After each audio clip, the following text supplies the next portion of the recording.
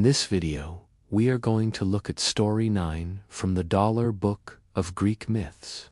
In this story, we learn how Athena was born from Zeus's head, sprang fully grown, wise, and intelligent, and she became the patron goddess of Athens. Now, if you'd like to retell these myths with your kids, then check out our storytelling cards available online. We've taken all 9 stories from this book and made them into beautiful illustrated cards which you can use to tell the stories in your own words or use as inspiration for creative writing prompts. You can even use them with figurines such as Lego S or action figures to help bring the stories to life. As always, before we start, I just ask that you please remember to like this video. Now, without further ado, let's get started. The birth of Athena. Now, Athena was a very special child. She didn't need a mother. In fact, she sprang fully grown from the head of her father, Zeus, after he swallowed his pregnant wife, Metis, who had previously been the goddess of wisdom and the embodiment of intelligence. So Athena was the personification of wisdom and intelligence, calm and clear thinking, always ready with the right answer. And when it came time for her to be born, Zeus felt a terrible pain in his head. He couldn't think straight, and his vision blurred. He called out to his brother Poseidon, the god of the sea, for help, but Poseidon wasn't there. So instead, Zeus went to Hephaestus, the lame blacksmith god, and asked him to split open his skull. Now, the only way that they could do this was by creating an opening at the top of Zeus's head so that Athena could emerge. But Athena was so large that Zeus was afraid that his skin would rip apart. So Hephaestus made a small incision at the top of Zeus's head, and Athena's head burst through. She was fully grown, wearing a helmet and carrying a shield and a spear. She tumbled out of her father's head and landed beside him, fully armed. So now you're probably wondering, what happened to Zeus's skull? Well, the answer is really quite simple. It became the constellation we call Aquarius. This constellation is depicted as an old man pouring water from a vase. And that vase, well, that's actually Zeus's helmet. Now, Athena was a fierce warrior, but unlike the other gods, she was never driven by emotion or passion. She chose to always remain pure, untainted by either love or war. Once, when she was traveling to the city of Athens, she noticed that 2 heroes, Erechtheus and Theseus, were about to engage in battle over who had the right to rule. So Athena dropped down from the sky and stopped them. She told them that whoever of the 2 could harness her favor would become king of Athens. Then she disappeared into the city. Now, both of these heroes prayed to Athena for assistance, but it was Theseus who built the first altar to Athena in Athens, and so Athena chose him as the winner.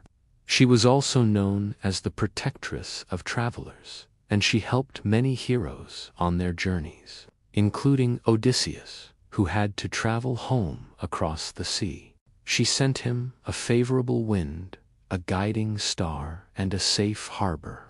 And she was also instrumental in helping Perseus defeat the sea monster Cetus. She drove Cetus toward the island of Delos, where Perseus killed him. But perhaps Athena's greatest gift to humanity was the olive tree. When she was chosen to be the patron goddess of Athens, she gave the people of Athens an olive tree as a symbol of her protection. And this tree was incredibly special because its branches were laden with fruit, and the oil produced from its fruit could be used for cooking and for fuel.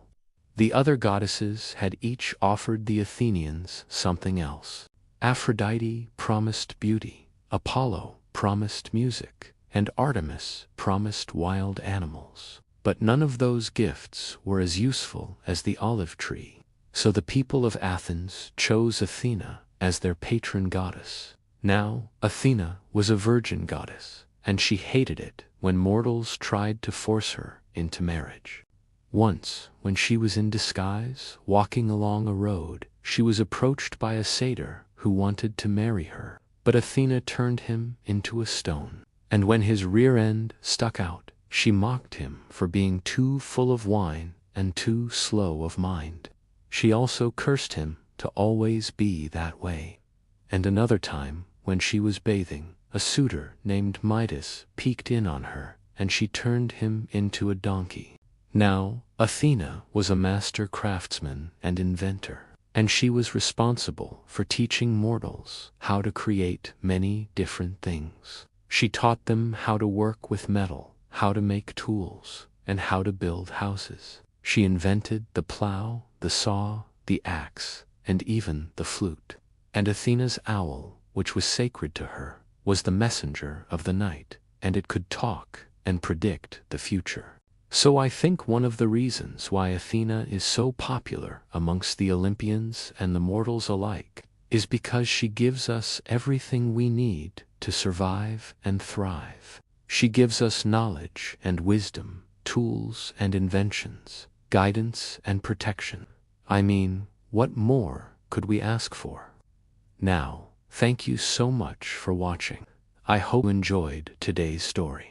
And if you have any comments or suggestions, then feel free to leave them below. I'll see you next time. Bye. And we're going to start with a very short one. A long time ago, in a faraway land, there was a girl who lived in a small village near a big forest. The girl's name was Echo, and she had a very soft and beautiful voice. She loved to sing while working in the fields, or while walking through the forest. The birds would stop their singing when she sang. The flowers would bend their heads to listen to her, and the trees would sway to the rhythm of her voice. But, unfortunately, Echo was very shy, and she was afraid to use her beautiful voice in public.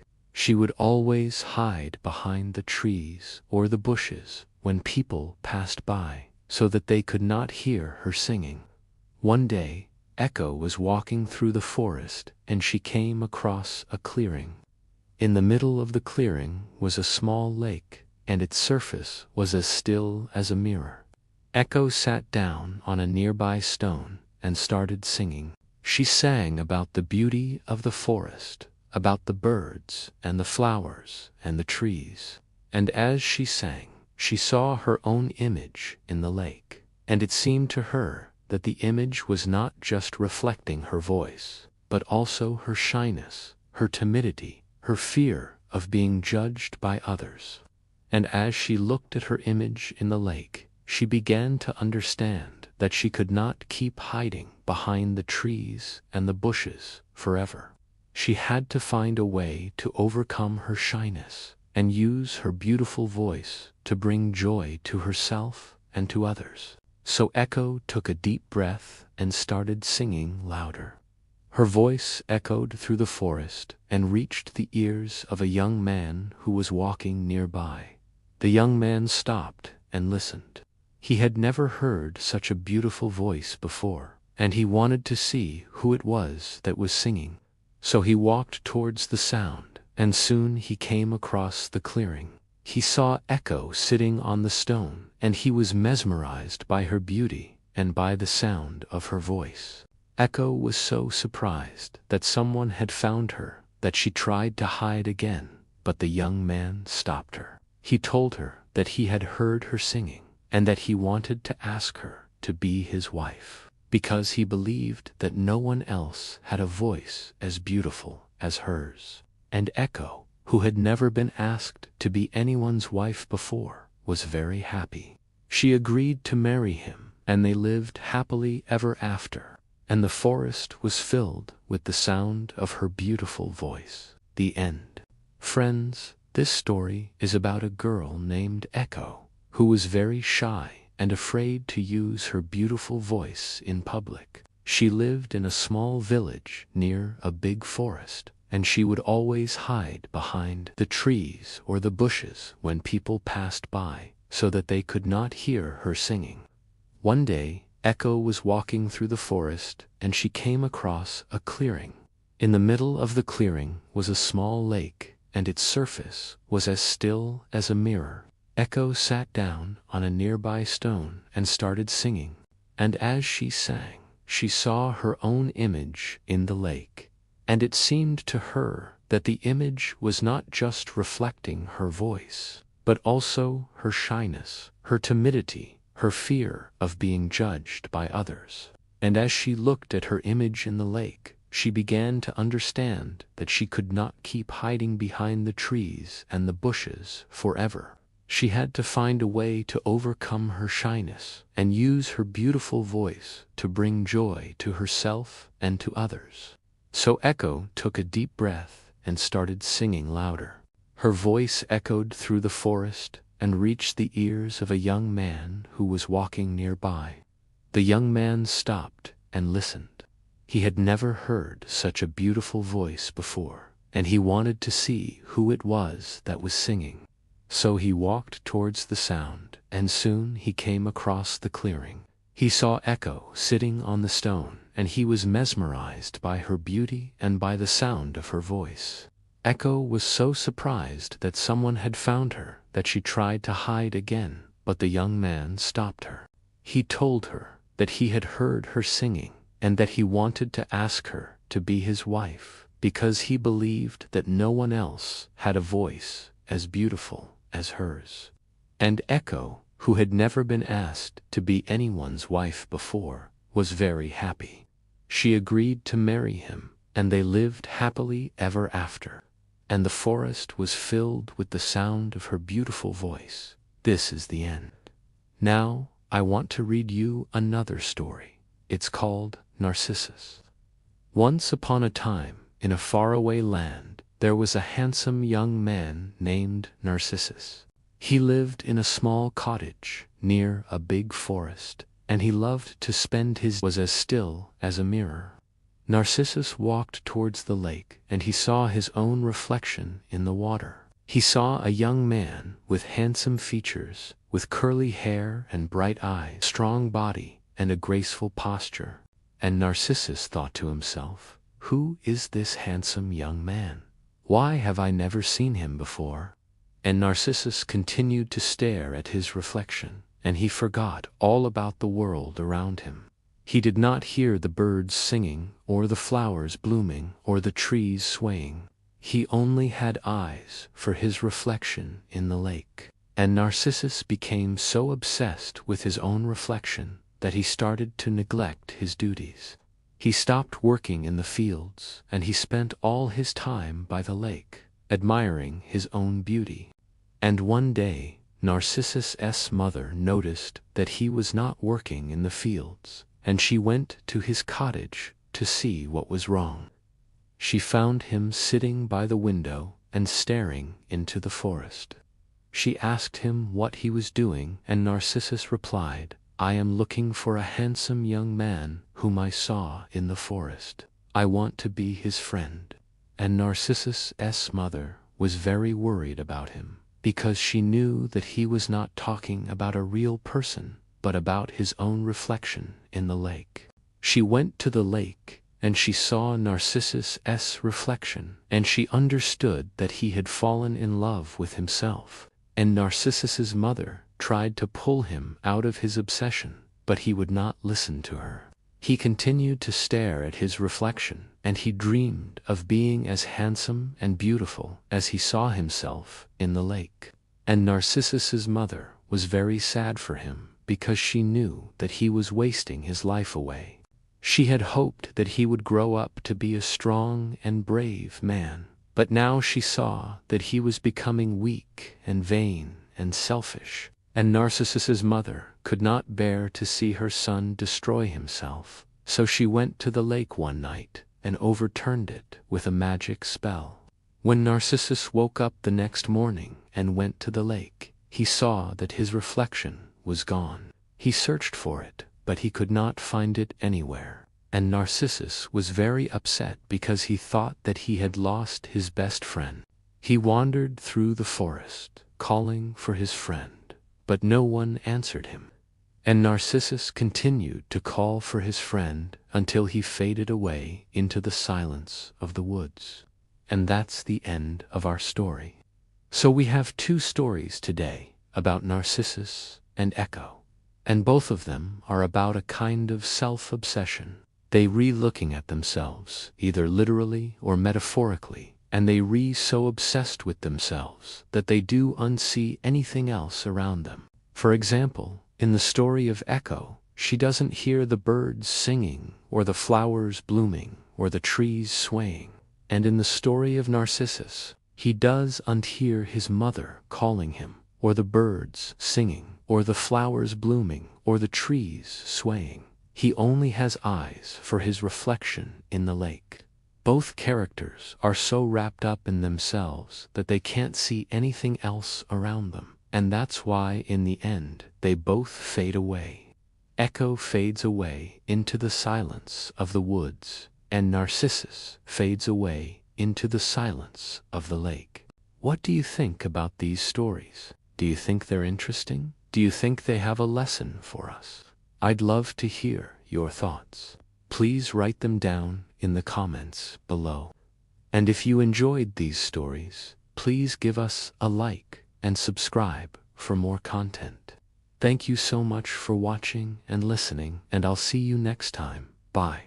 As the sun dipped below the horizon, painting the sky in hues of amber and rose, a lone figure stood at the edge of the world. His name was Daedalus, a craftsman, an engineer, but most importantly, a father. In his arms, he held the most precious creation of his life, not a statue or a painting, but his son, Icarus. For 18 years, Daedalus had dedicated his life to one thing: escaping the labyrinth. Not that anyone could blame him. Being trapped within its twisting corridors was no picnic, but for him, being trapped wasn't just a physical confinement. It was a torment to his soul. He saw the monster grow stronger with each passing day, feeding on the despair of those who entered and never emerged. But in his son's eyes, he saw hope.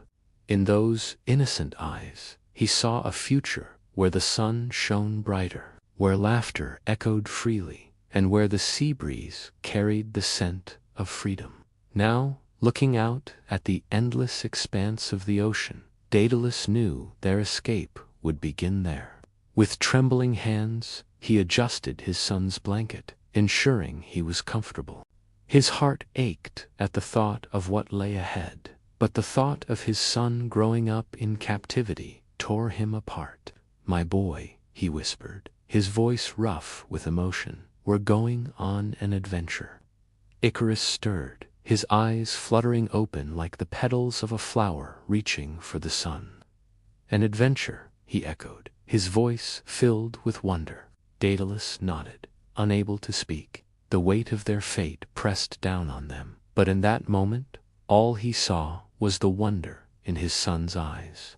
So they waited for the perfect moment when the moon would cloak them in darkness and the wind would become their ally. When night fell, casting its velvety cloak over the land, Daedalus and Icarus slipped away from the labyrinth. The cool night air wrapped around them as they walked, a comforting presence in the darkness. Daedalus clutched his bag tightly, his heart pounding in his chest. Inside that bag were the tools that represented their only chance, the wings he had spent countless nights crafting in secret. They were magnificent, a testament to his skill and desperation. 2 large wings, strong and light, made from feathers and linen, held together by the strongest glue he could make. These wings were their ticket to freedom, but they were also their most dangerous risk. If it didn't work, if they couldn't fly, then, well, he didn't want to think about it.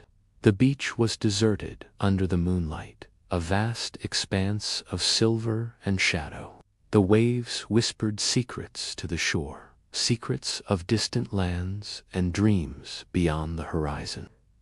As they reached the water's edge, Daedalus helped his son take off his blanket.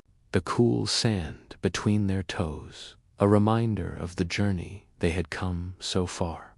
And now the time had come for the greatest adventure of their lives. With a deep breath, Daedalus unfolded the wings, their size almost overwhelming. He carefully strapped them to his son's shoulders, making sure everything was secure. Then he turned to help Icarus with his own wings. The leather straps bit into his shoulders, but it was a pain he welcomed. This hurt meant hope, meant freedom. When they were ready, Daedalus took his son's hand, his fingers intertwined with those small, trusting ones. "Are you scared, my boy?" he asked, his voice barely a whisper. Icarus looked at him, his eyes shining with determination. "No," he said, and Daedalus believed him.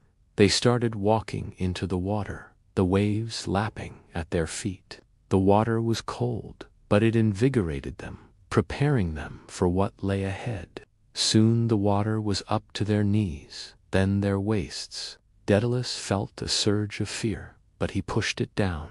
There was no turning back now. And then they were in too deep for running, for turning back. The water reached their necks, enveloping them in its icy embrace. Daedalus closed his eyes, bracing himself. This was it. He had faith in his wings, in his creation, but he couldn't help but feel a sense of dread. Would it be enough? Suddenly, his son tugged on his hand, his eyes wide with excitement. "Look, Papa, the wind is helping me," he cried. Daedalus opened his eyes and gasped. A gentle breeze was filling the wings, lifting them higher and higher. It was so beautiful. With a final push, they were free of the water, their wings soaring high above the waves. Daedalus looked down at the beach, at the place they had started their journey. It seemed so tiny from up here, so insignificant. He had dreamed of this moment for so long, and now it was real. They were flying. They glided over the ocean, the wind whispering secrets in their ears. Above, as if celebrating their freedom. The sky was vast and limitless, just like the love a father had for his son. As the first rays of sunlight touched their wings, Icarus let out a joyous laugh. The feathers were warm, not from the sun, but from the magic that bound them together, the magic of their hope, their dreams, their freedom. Daedalus smiled, his heart overflowing with love and pride. In that moment, he knew everything he had done, everything he had endured, had been worth it. Icarus looked at his father, his face radiant with happiness. "We're free, Papa," he shouted, his voice carried by the wind, and indeed they were. Free from the shadows of the past, free from the chains that had held them back, free to embrace the endless possibilities that lay ahead. They flew for what seemed like hours, but in reality was only a few minutes. Yet in those few minutes, they created a lifetime of memories, memories that would sustain them through the challenges that lay ahead. As the sun began its ascent, painting the sky in hues of gold and crimson, Daedalus knew it was time to find somewhere to hide. He looked around and spotted a cave nestled at the foot of a cliff. With a gentle maneuver, he guided Icarus toward with love and exhaustion. Together they wrung out their clothes, the sound of dripping water echoing in the stillness of the cave. When they were a little drier, Daedalus took off his son's wings, folding them with reverence. Each feather, each strap, each line of linen was a testament to their journey, their struggles, their triumphs. He kept them close, not just because they were irreplaceable, but because they were a symbol of their bond. A bond forged in the fires of adversity, tempered by the winds of freedom. As the first rays of sunlight filtered through the cracks in the cave, illuminating particles of dust dancing in the air. Daedalus looked at Icarus. His son was fast asleep, his face peaceful and serene. The image was burned into Daedalus's memory, a treasure he would hold close for the rest of his life. He watched over his sleeping son, his heart filled with a mix of emotions: fear, pride, love. He was afraid of what might lie ahead, of the challenges, of the dangers, but mostly he was afraid of losing his son. He had already lost so much: his freedom, his peace, his very hope. He couldn't bear the thought of losing Icarus to pit. As the sun climbed higher in the sky, bathing the cave in a golden glow, he knew he had done everything he could for now. All he could do was trust his son, trust in the strength of his spirit, trust in the bond that connected them. So Daedalus settled down beside Icarus, wrapping his arms around his sleeping son. He closed his eyes, letting the warmth of the sun and the love for his son envelop him. In that moment, he knew he was exactly where he was supposed to be, with the person he loved the most in the world. Under the watchful gaze of the sun and the embrace of the earth, they would face whatever came next, together. As the day wore on, the sun climbing higher and higher in the sky, Daedalus felt a sense of calm wash over him. He knew they had made it. They had escaped the labyrinth. They had flown across the sea. They were free. But as the sun began its slow descent, casting long shadows across the cave floor, a sense of foreboding crept into Daedalus's heart. He knew their troubles weren't over. They had escaped one prison only to find themselves in another, trapped by the limitations of their strength, their resources, their resolve. Looking down at his sleeping son, Daedalus felt a surge of determination. He may be tired, but Icarus needed him now more than ever. He gently nudged his son, rousing him from his slumber. "My boy," he whispered, his voice hoarse with fatigue, "it's time to wake up." Icarus stirred, his eyes fluttering open like a startled fawn. He looked up at his father, confusion clouding his features. "What's wrong, Papa?" he asked, his voice thick with sleep. Daedalus forced a smile, trying to convey the gravity of the situation without waking his son's fears. "It's time for us to start our new adventure," he said, hoping his tone conveyed the excitement he wanted to inspire. But as Icarus began to stir, the cave grew darker, the air thicker, the shadows deeper. And in that darkening cave, as the sun dipped below the horizon, taking its light and warmth with it, Daedalus and Icarus faced their new reality together. So let's get started with story 12. Hestia was a goddess, but not a very well-known one, which isn't surprising considering that she rarely ever had any adventures. You see, Hestia was the goddess of the hearth, the small, cozy fire inside of people's homes that kept them warm, cooked their food, and made their houses feel like a sanctuary. She wasn't a loud, boisterous goddess, nor was she an evil one either. She was quiet and gentle, and she liked it that way. She liked tending to her little fire and watching over mortals as they went about their daily lives. Sometimes they would and give her little offerings of flowers or song, and she cherished those moments.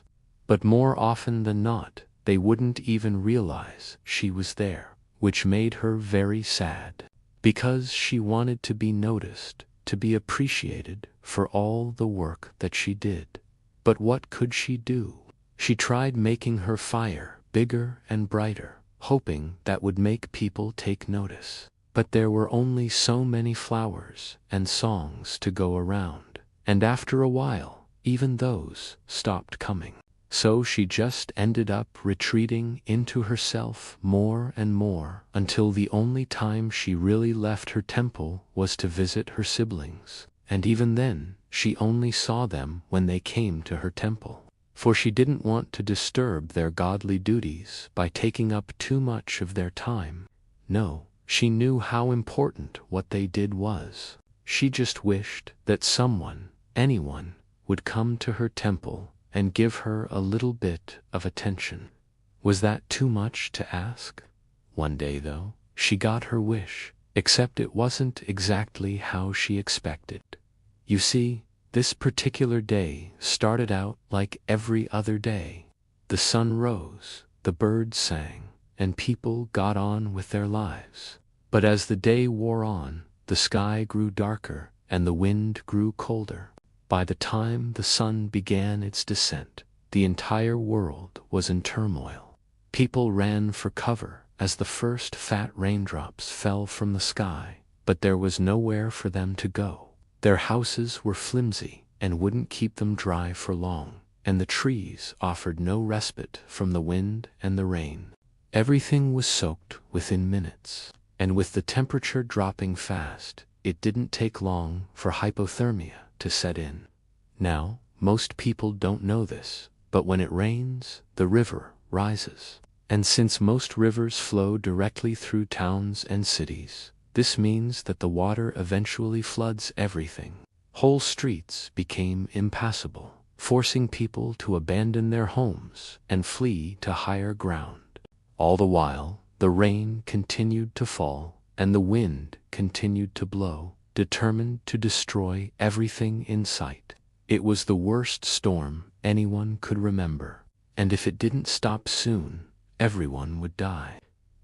As such, people began praying to the gods for help. They prayed to Zeus and Hera for protection, to Hades and Persephone for a swift death, and to Poseidon for calm seas. But of all the gods, there was one they forgot to pray to, the goddess of the hearth, the one who could have saved them from the beginning. You see, Hestia's temple was on top of a hill overlooking the entire city, and as the floodwaters rose, people began making their way towards it, desperate for shelter. At first, Hestia was scared, unsure of what to do.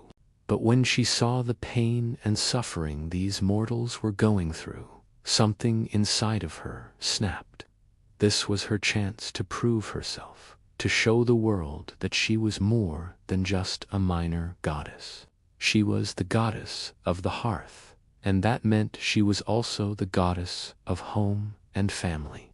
She was the embodiment of warmth and safety, and she was going to use that power to save as many people as she possibly could. With that, Hestia went to work, gathering dry wood and starting a massive fire in her hearth. Then, using her godly powers, she expanded it until it was big enough to shield an entire city block from the storm. People poured into her temple, seeking refuge from the raging storm outside. And she welcomed them all, tending to their wounds and making sure they had food and water. As the storm raged outside, Hestia's fire burned bright, casting dancing shadows on the walls and keeping everyone warm and safe. It was the best party anyone could remember, filled with singing and dancing and laughter. And Hestia basked in the joy of her people, reveling in their gratitude and appreciation. Finally, she was being noticed. Finally, she was being appreciated. Finally, she mattered. But then the unthinkable happened. After what felt like an eternity, the storm outside began to calm down. The rain slowly turned to a drizzle, the wind died down to a gentle breeze, and the clouds parted, revealing a bright blue sky. As the last of the rain fell, people began emerging from Hestia's temple, blinking in the sudden sunlight. They looked around at the damage that had been done, at the debris littering the ground and the flooded streets. But they weren't scared, not anymore. They had survived the worst of the storm, and that was thanks to Hestia and her fire. But before they could thank her properly, she was already gone. All that remained was her fire, still burning bright, casting dancing shadows on the walls. As the people began cleaning up the mess, they couldn't help but smile. They had lost so much, yet they had also gained something new. A newfound appreciation for the quiet, gentle goddess of the hearth. From that day forward, Hestia was never forgotten. People made regular offerings to her, just to show their appreciation for all that she did. And whenever a new house was built, they made sure to build a proper hearth in the center of it, because they knew that that's where Hestia would be waiting. She might be a minor goddess, but that didn't mean she wasn't important. In fact, it was quite the opposite. She was a reminder that even the smallest flame can cast the brightest light, and that sometimes it's the quietest voices that have the most to say. The end. So that was story 12. I hope you enjoyed it. If you did, please leave a like and subscribe for more. Also, if you have a story idea you'd like to see me tell, put it in the comments below, because you never know, I just might pick it next. Anyway, I'm the host. And until next time, stay safe, stay creative, and I will see you in my next video. Alright, it's story time. And now, the stories of the gods, heroes, and mysteries of Greece fade into silence. The myths remain eternal, but tonight they have guided you into peace. As you rest, remember that these stories are always here for you to bring calm, wonder, and gentle dreams. If you enjoyed tonight's journey, I invite you to subscribe to the channel, so you'll always have a place to return whenever you need calm, relaxation, and timeless myths to fall asleep to. Good night, sleep well, and may the gods of old watch over your dreams. Now, let's begin. In the heart of Athens, nestled amidst olive groves and ancient stones, there lived a sculptor named Pythias. He was renowned throughout the city for his skill crafting figures of gods and heroes from marble and bronze. But Pythias wasn't content with earthly renown. His heart ached with a longing for immortality, for his name to echo through the ages. One day, driven by this desire, he left Athens. After a long journey, he arrived at the Oracle of Delphi, where the great Pythia received her visions from the gods. There, amidst the sacred tripod and billowing vapors, Pythias approached the oracle and asked, "Oh, divine Pythia, I am but a humble sculptor. My hands create fleeting shadows on the earth, destined to be forgotten with the passing seasons. Grant me immortality through your prophecy. Tell me, which god shall I sculpt that my name might live on through the ages?" The vapors swirled around the oracle, and when they cleared, she spoke in a voice echoing with otherworldly wisdom. "You seek immortality through the deathless gods. Yet who among them is without rival, without equal, the only one who reigns supreme in all of the cosmos?" Pythias pondered this riddle as he made his way back to Athens. Days turned into weeks, and still he pondered the oracle's cryptic words. Who was this supreme god? Was it Zeus, who ruled the heavens, yet had brothers and sisters? Was it Poseidon, who shook the earth with his might?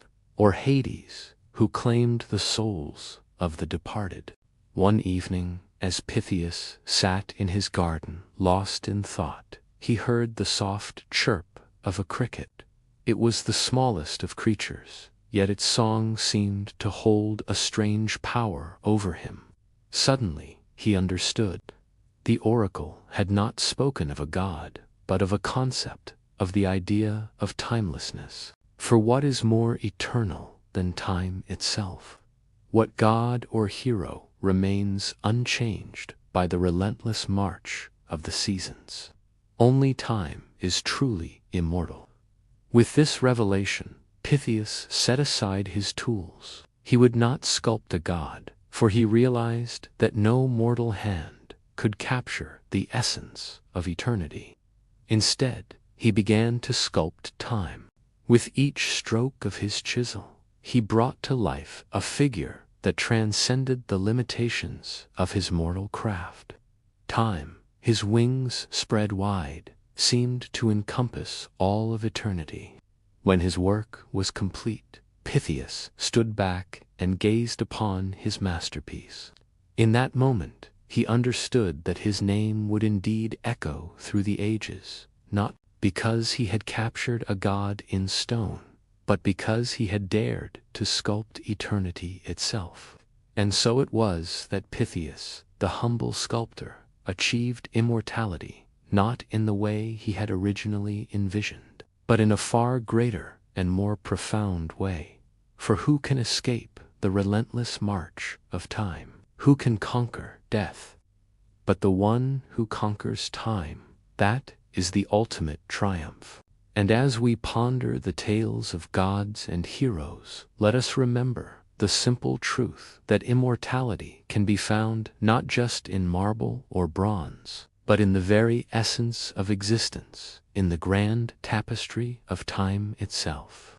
Now, if you found yourself captivated by the timeless tales of Pythias, I invite you to subscribe to the channel.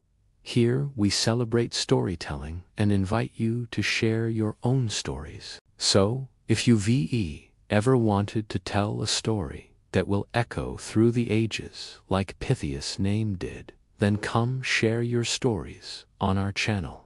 Who knows, you might just find your own path to immortality.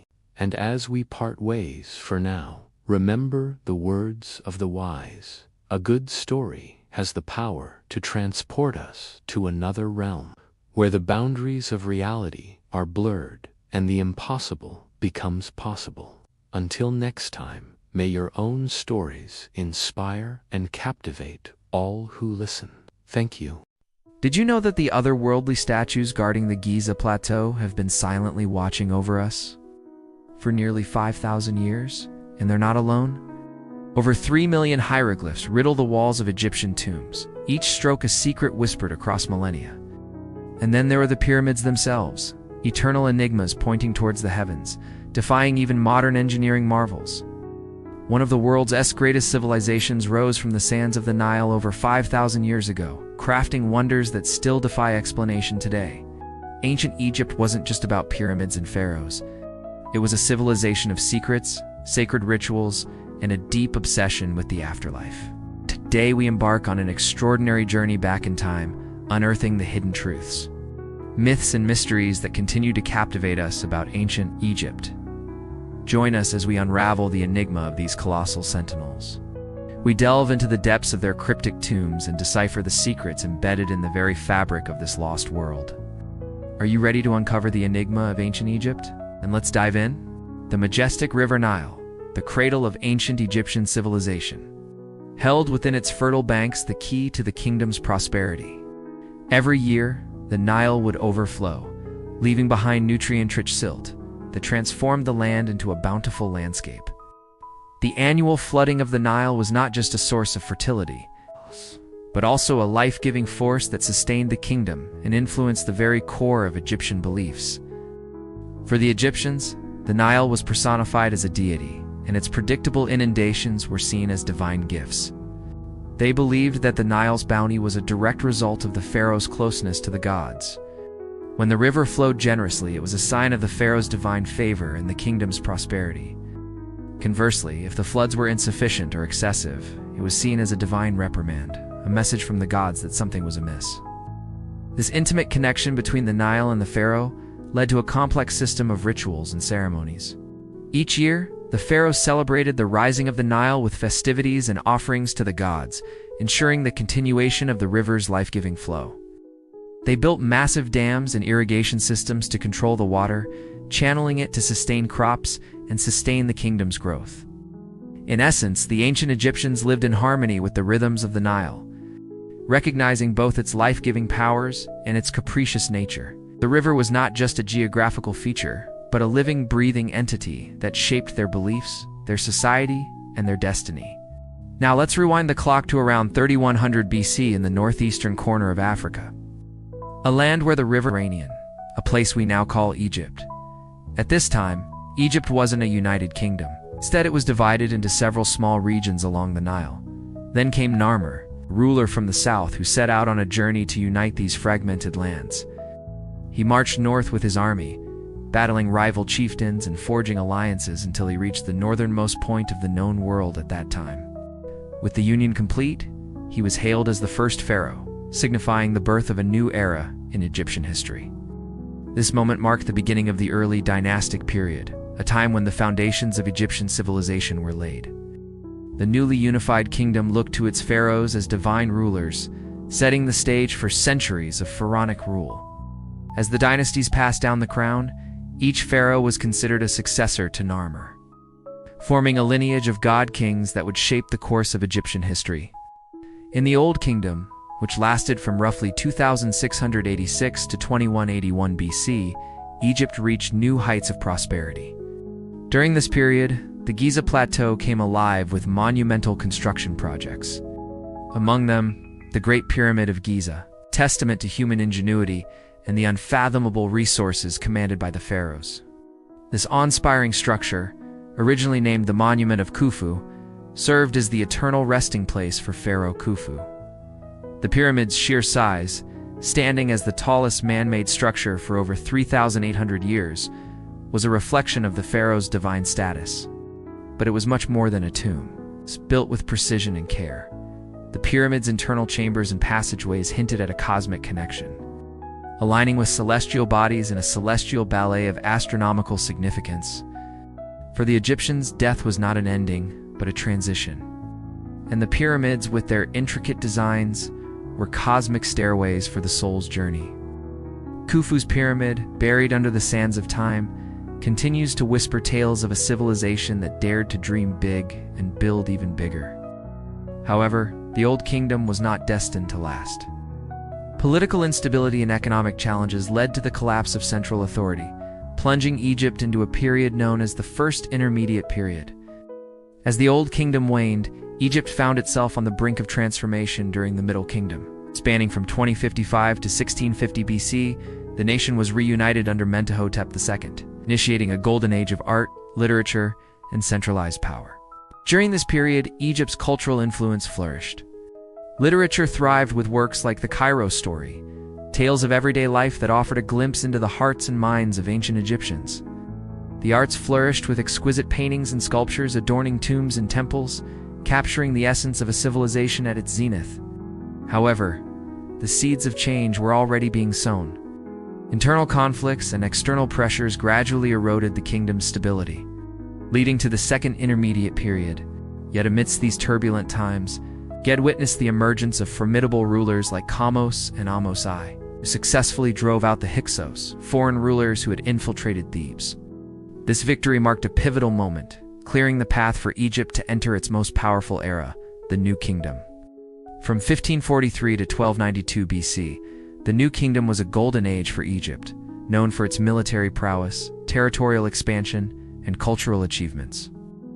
During this era, Egypt's borders stretched from the Levant in the northeast to Nubia in the south.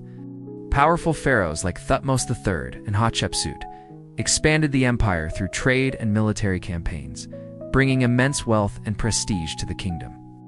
Hatshepsut, one of history's most prominent female rulers, defied gender norms and ruled as a male pharaoh, leaving behind a legacy of architectural marvels like the mortuary temple at Deir el-Bahari.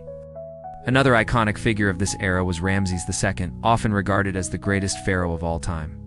His reign from 1279 to 1213 BC was marked by monumental constructions such as the Ramesseum, its grand mortuary temple, and the Abu Simbel, twin temples carved into a mountainside. Ramses II's enduring image, the imposing seated colossus at Abu Simbel, is a testament to his lasting legacy. The late New Kingdom also saw the rise of Akhenaten, who introduced a revolutionary concept, the worship of Aten, the sun disk, as the supreme god. This marked the first known instance of monotheism in recorded history. Akhenaten's wife, Nefertiti, immortalized in the famous bust, now housed in Berlin, became an iconic symbol of beauty and grace. Their daughter, Ankh-Sonamun, attempted to wed the Hittite king to secure an alliance against the encroaching sea peoples. But the new kingdom's troubles were compounded by the mysterious death of Tutankhamun, Akhenaten's successor, the young age of 19. The discovery of his nearly intact tomb by Howard Carter in 1922 captivated the world and provided invaluable insights into this enigmatic era. Despite its glories, the new kingdom eventually succumbed to internal strife and external pressures, including attacks by the mysterious sea peoples. This decline marked the beginning of the Third Intermediate Period, but Egypt's fate was ultimately intertwined with the rise of the new kingdom. However, the era of foreign domination was destined to end with the arrival of Alexander the Great. Following the Persian conquest, Egypt became part of the Ptolemaic Kingdom, a Hellenistic dynasty founded by Ptolemy I, one of Alexander's generals. This period marked a significant cultural fusion as Greek and Egyptian influences intertwined.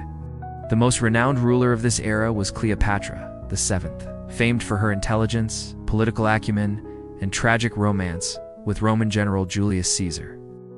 After Caesar's assassination, Cleopatra formed an alliance with Mark Antony, a Roman triumvir. However, their partnership led to a diplomatic crisis between Rome and Octavian, Caesar's adopted son, who sought to expand his power. Fearing repercussions, Cleopatra and Mark Antony took their own lives, ending the Ptolemaic dynasty and marking the end of ancient Egypt's independence. Egypt became a province of Rome, ushering in a new chapter in its long and storied history. But the story doesn't end here. The mysteries of ancient Egypt continue to captivate us. From the enigmatic pyramids to the undeciphered riddles of the past, there's still so much to uncover. What intrigues you the most about ancient Egypt? Let us know in the comments. Don't forget to like and subscribe for more journeys through time.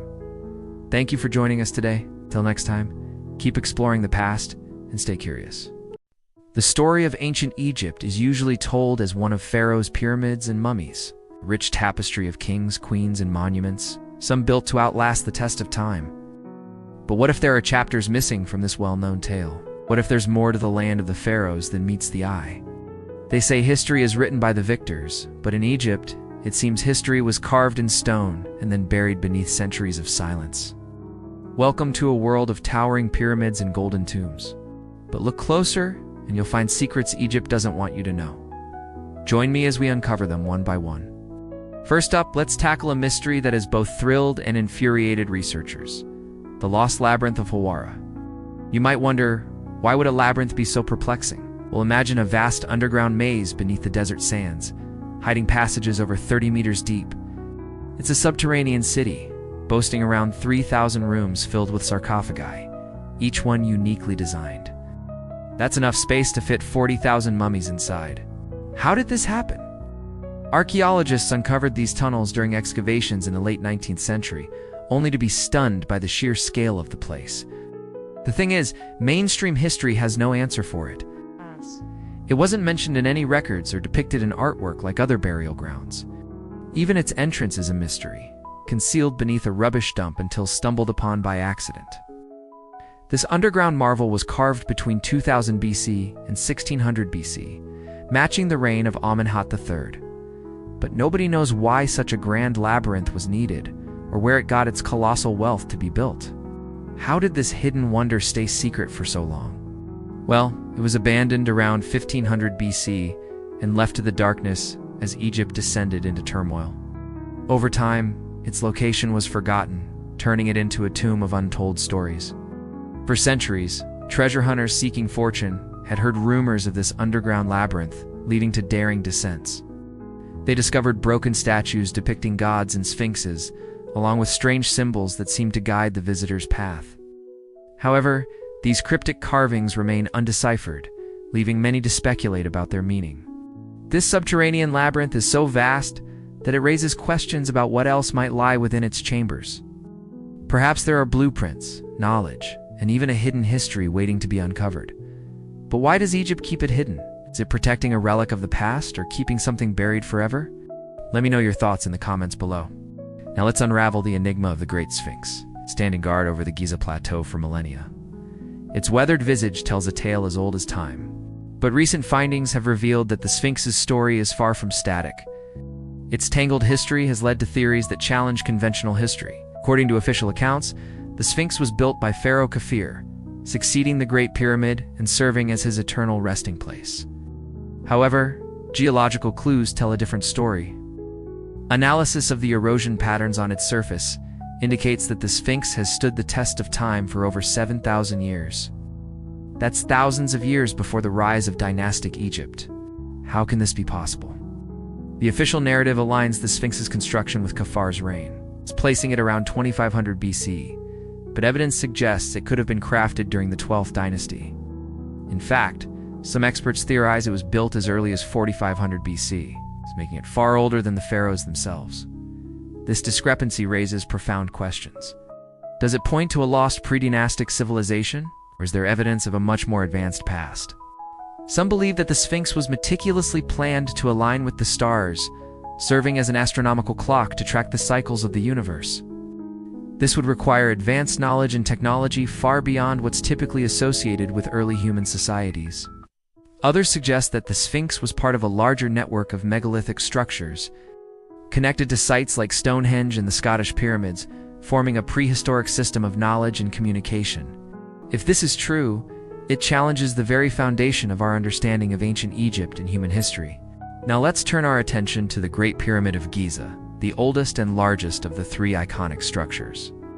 While the pyramid's exterior grandeur captivates visitors from around the globe, it's what lies beneath its colossal form that truly intrigues researchers. Despite countless studies and investigations, the pyramid's interior holds secrets close to its core. It's known to have three main chambers, including the King's Chamber, where the legendary pharaoh Khufu is believed to rest. But there are also several air shafts that lead into the depths of the earth. These shafts, once thought to be ventilation shafts, now seem to have a more profound purpose. Research suggests that they were intentionally sealed before the pyramid was completed. But why?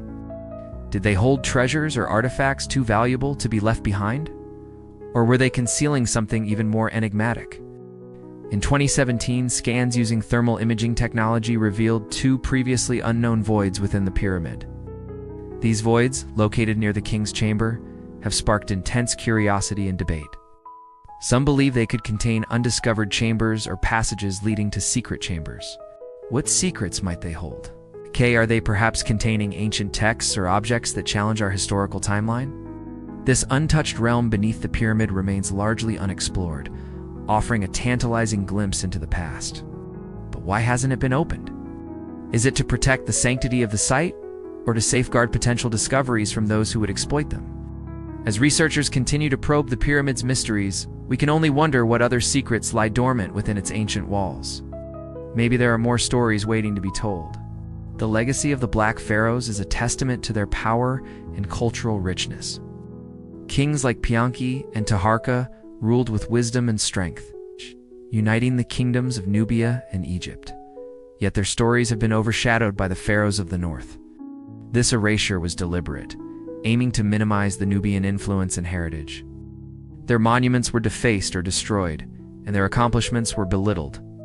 Why? It was a way to control narratives and assert dominance.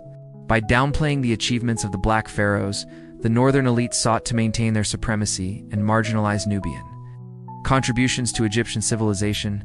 But what about the ancient Egyptians and electricity? The idea that ancient Egyptians harnessed electricity is often dismissed as a fringe theory, but the evidence is intriguing. One piece of evidence is the Dendera light, a carved depiction in Hathor's temple that shows a woman holding a device that bears a striking resemblance to a modern light bulb. The device has a bulbous base, a central shaft, and a coiled wire coming out of it, resembling the filament of a light bulb. This depiction challenges the conventional timeline of electrical discovery, pushing it back thousands of years. Mainstream archaeologists argue that the carving is nothing more than a stylized frame. However, proponents of the electric Egypt theory point to the intricate details of the carving, including the depiction of electrical cords and energy coils. They argue that such precision in depicting a simple flame is highly unlikely.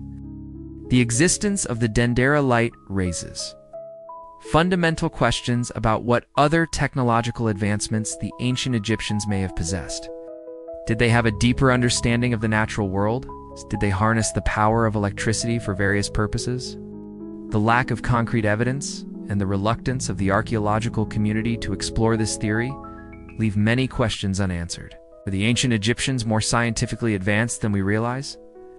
Did they possess knowledge of electricity and other technologies that have been lost to time? These questions continue to spark debate, challenging our understanding of ancient civilizations. Let's shift our focus to the enigmatic pharaoh Akhenaten, who ruled over Egypt from 1353 to 1336 BC. His unique appearance has given rise to various theories and speculations. Akhenaten had an elongated skull, a high forehead, and an unusual slender physique, which has led many to question his origins. Some believe that Akhenaten had extraterrestrial ancestry, suggesting that he may have been the offspring of alien beings who visited ancient Egypt. This theory is based on his distinctive physical features, which seem to deviate from the typical characteristics of ancient Egyptians. Proponents of the alien theory argue that Akhenaten's elongated skull and almond-shaped eyes are reminiscent of certain extraterrestrial depictions in ancient art. They also point to his slim build and delicate features as evidence of a different genetic lineage. However, mainstream historians attribute Akhenaten's unusual appearance to a variety. His elongated skull could be the result of cranial deformation, a practice common in many ancient cultures to alter the shape of the head.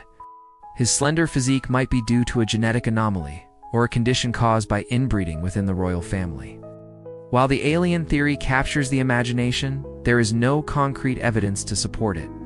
Akhenaten's appearance, though striking, can be explained by natural variations and cultural practices of the time. It's important to approach such theories with a healthy dose of skepticism and to rely on evidence-based analysis when exploring historical figures. Let's finally discuss the ancient Egyptian curse, magic, and spells.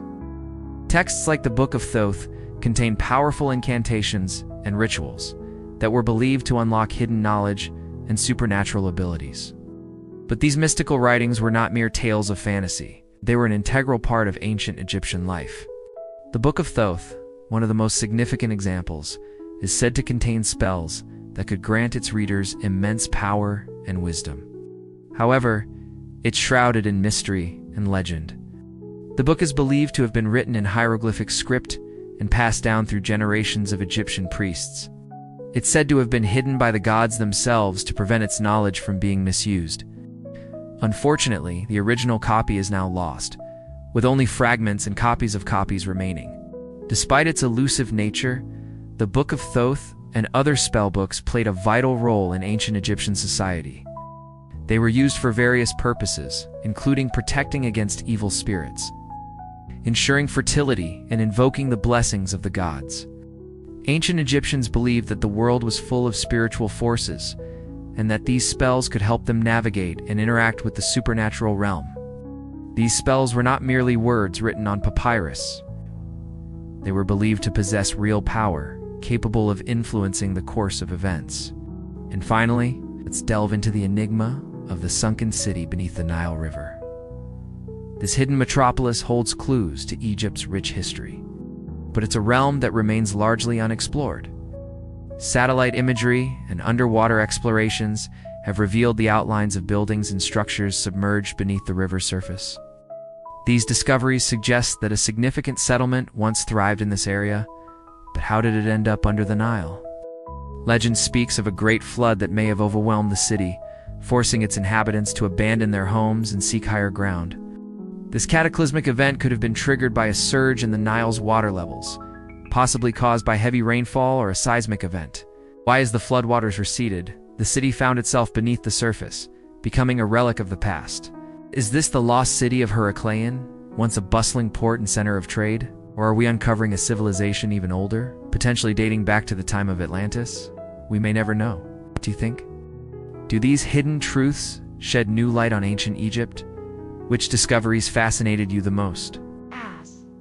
Share your thoughts and join the conversation. Don't forget to subscribe to stay updated on our latest videos. Thanks for watching. We've all heard the story of the Great Pyramid of Giza was built as a tomb for Pharaoh Khufu, but here's the problem: no mummy was ever found inside, no treasure, no inscriptions, nothing. Just empty chambers and a level of architectural precision modern engineers still can't replicate. So what were they really built for? Let's start with the math. Did you know the Great Pyramid encodes pi, the golden ratio, and the exact dimensions of Earth? That's not a coincidence. Then there, S, the strange electromagnetic energy detected by scientists at the pyramid's apex. Y, would a tomb emit energy? Add to that the evidence of water erosion around the Sphinx, which suggests these structures are over 10,000 years old, built long before the Egyptians we know of even existed. And if that's not enough, some ancient texts claim the pyramids were already there when the pharaohs arrived. Could the pyramids be the legacy of a forgotten civilization with advanced knowledge, maybe even lost technology? Maybe they weren't built for the dead at all, but power plants, stargates, or vibrational healing centers. The alignments with Orion's belt, the magnetic granite. The absence of burial remains, it all points to one thing. We have been told only part of the story. What if the pyramids weren't built for the dead but for the living, as energy hubs or consciousness amplifiers? Let that sink in, because the past isn't just mysterious, it's powerful. Here's what you need to know about the real pyramids. We typically think of the pyramids as tombs. The idea is straightforward. A pharaoh dies, he's mummified, placed in a sarcophagus, and buried deep underground in a secret chamber accessible only to priests. In this case, it would be King Khufu, ruler of Egypt from 2600 to 2700 BCE, buried in the largest pyramid, the Great Pyramid of Giza. But here's where things get weird. Archaeologists have explored every nook and cranny of these chambers and passages, searching with modern technology, X-rays, infrared cameras, robots. They've even drilled into the bedrock underneath the pyramid. No remains have been found anywhere. No sarcophagus, no trace of a burial. The Great Pyramid is empty. It's as if the king simply vanished without a trace. How can a structure so massive and meticulously designed serve no purpose? And how can its builders achieve such precise angles, such perfectly cut stones without the aid of modern tools? The math behind the pyramids is pure genius. The base of the Great Pyramid is 756 feet, which is 226 multiplied by 3.333. This is close to the actual value of pi, 3.14159. The ratio between the base and the height of the Great Pyramid is very close to the golden ratio, 1.618. The square root of 5, 2.236.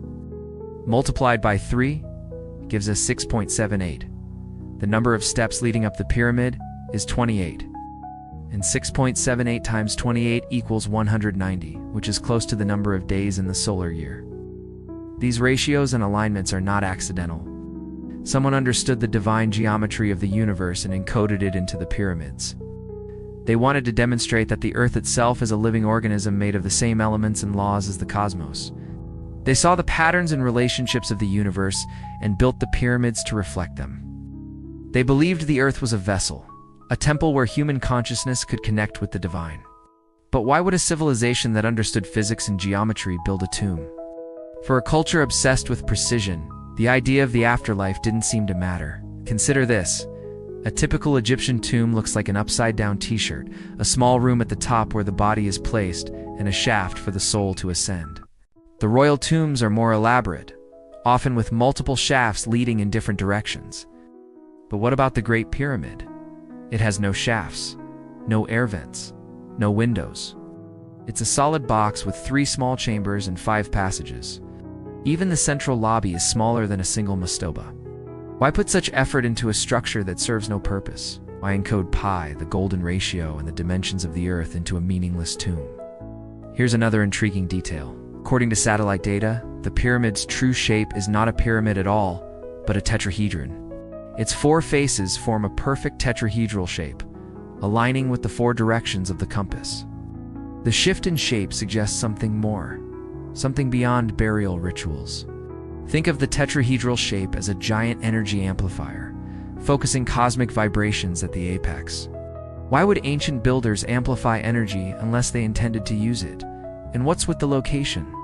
The Giza Plateau is rich with sacred geometry. Khafre's pyramid aligns perfectly with the galactic center, as if it's pointing to the heart of the Milky Way. Menkare's pyramid marks the cardinal directions, north, east, south, and west. And the Sphinx gazes towards the rising sun on the equinoxes, marking the cycle of death and rebirth. This wasn't random. The Egyptians believed the earth was surrounded by a vast ocean of energy, and they wanted to tap into it.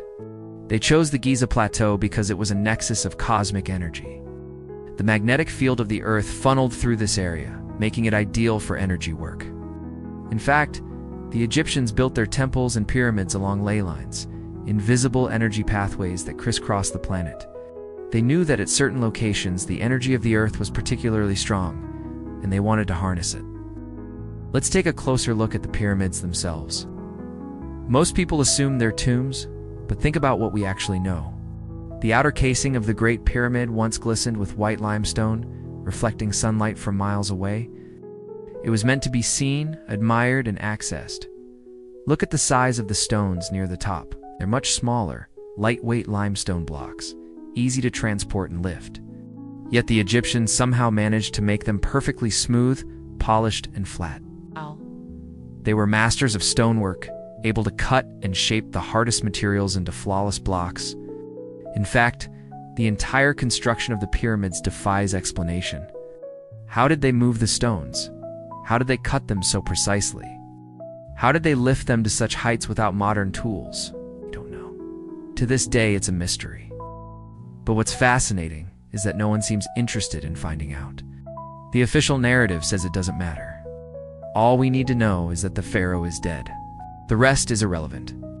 But what if I told you that each pyramid contained advanced technology, devices powered by harnessed earth energy? Would you believe me? What if I showed you evidence of electromagnetics, radio waves, cosmic communication, all encoded into the pyramids? Suddenly, the pyramids become more than just tombs. They become portals, energy hubs, interdimensional gateways, become transmitters and receivers of cosmic knowledge. The evidence is all around us if we open our eyes and minds. Take the Sphinx, for example. The erosion pattern around the paws suggests it was built during a wetter period, possibly 10,000 years ago. This is long before the Egyptians we know of even existed. Yet the Sphinx appears in ancient texts dating back 4,500 years. Was it left over from a forgotten civilization? A remnant of a time before the pharaohs? Could the Sphinx have been a guardian of lost technology, watching over a sacred site for thousands of years? And what's with the alignment of the pyramids? Orion's belt has been visible from the Giza Plateau for 10,000 years, but only for 100 nights a year. The three stars aligned with the three pyramids pointing towards the eternal flame of the setting sun. Was this mere coincidence? Or did the Egyptians deliberately choose this location to connect with the cosmos? What if the pyramids were not built for the dead, but for the living, as energy hubs or consciousness amplifiers? Imagine the pyramids as tuning forks, resonating with the frequencies of the universe. Their precise geometry and orientation allowed them to transmit and receive cosmic vibrations. They acted as antennas, focusing and amplifying the energy of the cosmos. The Egyptians understood that the earth was a living organism, and they wanted to tap into its energy. They built the pyramids as energy hubs, places where the veil between the physical and spiritual realms was thinnest. They gathered at the pyramids during solstices and equinoxes, when the earth's energy was most powerful. They performed rituals and ceremonies, activating the energy of the pyramids. They believed these rituals could heal the sick, grant fertility to the barren, and even raise the dead. The pyramids were not just tombs, they were centers of power, places where the energy of the cosmos flowed freely. They were temples of healing where the sick came to be cured and the dying came to be reborn. It's time to wake up and realize the pyramids are not just ancient relics. They are still active energy hubs, still resonating with the frequencies of the universe. All we have to do is tune in and connect with them. So next time you see a pyramid, take a moment to appreciate its power. It's not just a tomb. It's a portal to the infinite. What do you think? Leave a comment below and let me know. If you enjoyed this video, be sure to check out more content. Thanks for watching. See you next time. These are just a few of the most prominent gods of ancient Egypt, but there are many more, each with their own stories and roles. So here are 5 more of the most interesting Egyptian gods you should know about. Ankh, the goddess of the sky, was the personification of the heavens. She was the mother of the sun god Ra, and some believe she was the first being created by the primal god Adam. Her name literally means "she who is arched," referring to the shape of the sky above. Enki, the creator god, was the supreme leader of the Egyptian pantheon. He was the father of Ra, the sun god, and the grandfather of the pharaohs, though not widely worshipped. His legacy lived on in the royal bloodlines of Egypt. King Tutankhamun was even named after him, meaning living image of Ankh. In some myths, Adam created the world by emerging from a primordial ocean. In others, he simply existed before time began. Either way, he represents the ultimate creative force, the source from which all life and gods sprang. Hathor, the great sky goddess, had many forms, from a simple country girl to a fierce warrior. She was associated with music, dance, love, and motherhood, but also with strength and power. As a cow, she provided nourishment and protection. As seen in the famous Hathor and Cows from Edfu, she was a major deity throughout Egypt, often depicted with cow ears or a sun crown. Her cult center was at Dendora, where the goddess Hathor was worshipped long before the Old Kingdom. Thoth, the ibis-headed god, was the divine scribe, recording the deeds of men and keeping time. Was associated with wisdom, magic, and the moon, and was credited with inventing writing and the calendar. Often depicted with a scroll, he was revered as a teacher and guide, helping souls navigate the afterlife. Some believe he was immortal, while others saw him as the son of Ra. His main cult center was at Hermes, where a large temple complex was built in his honor. Sobek, the crocodile god, was a local deity from the Fiume Oasis, where he was worshipped as a powerful creator god. Depicted with a crocodile head and a royal beard, he symbolized strength and fertility. His cult spread to other parts of Egypt, including Nubia, where he was identified with the god Amen. Amen-Sobek was particularly popular during the New Kingdom, and the Temple of Karnak has many fine examples of his worship. Bastet, the cat goddess, was originally a ferocious lion goddess, but later became more gentle, associated with domestic cats in the home. She was worshipped throughout Egypt, and her cult center was at Bubastis. Her image was used on coins, and her temple was a major destination for pilgrims. Bastet represented protection, fertility, and joy, and was often shown in human form with a cat's head. This is just a small fraction of the gods and goddesses of ancient Egypt. There were hundreds of them, and they all played a part in the lives of the Egyptians. They were not just figures of worship, but personifications of the natural world, the cycles of life and death, and the forces of good and evil. To understand Egyptian mythology is to understand a culture that was deeply in tune with the rhythms of nature, the mysteries of the cosmos, and the complexities of the human condition. And so, just as the ancient Egyptians looked to the gods for guidance and understanding, we too can find wisdom and insight in their stories and teachings. Welcome to the channel. Today we're diving deep into Egyptian mythology, one of the most influential and enduring mythologies in history. The pantheon of gods and goddesses are so well known that their images are instantly recognizable. Like the majestic Sphinx with its lioness body and human head, or the iconic winged goddess Isis holding the baby Horus. But the pantheon doesn't stop there. There's the lioness goddess Sekhmet, unleashed by Ra to punish humanity, whose rage was so unstoppable she nearly destroyed the world. It's only tricked by being given beer, dyed red like blood. Did she calm down a story reminding us of divine wrath and mercy? Her more peaceful counterpart is Bastet, the cat goddess of home, protection, and joy, showing how Egyptian gods often had dual aspects: war and peace, chaos and order, strength and gentleness. Hathor, the cow goddess of motherhood and music, also shares those dual traits, nurturing yet powerful. As we journey through this pantheon, we see a divine mirror of human life, love, revenge, justice, earth, power, and protection. Each god played a role in maintaining the balance of the cosmos, and temples were more than places of worship. They were homes for these gods, built to maintain harmony in both the heavens and on earth. What makes Egyptian mythology so unique is how tightly it's woven into daily life. Government, death rituals, and even architecture. From massive temples aligned to the stars, to amulets buried with the dead, to spells inscribed in tombs, every layer of society was infused with divine meaning. These gods weren't distant. They were present in floods, dreams, hieroglyphs, and even the stars. So let's meet some of the key players in this celestial drama. Ra, the supreme sun god, was the creator of all. Ra. He brought light into darkness and order into chaos. His journey across the sky in his solar boat each day was a battle against the forces of darkness. A struggle we could all relate to. For the Egyptians, Ra personified the life-giving force of the sun, a father figure who nurtured and sustained his people.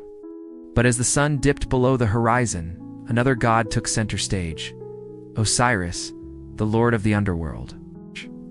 He wasn't a fearsome god of retribution, but a benevolent ruler who welcomed souls into the afterlife. The journey through the underworld was a perilous one, filled with challenges that tested the worthiness of the deceased.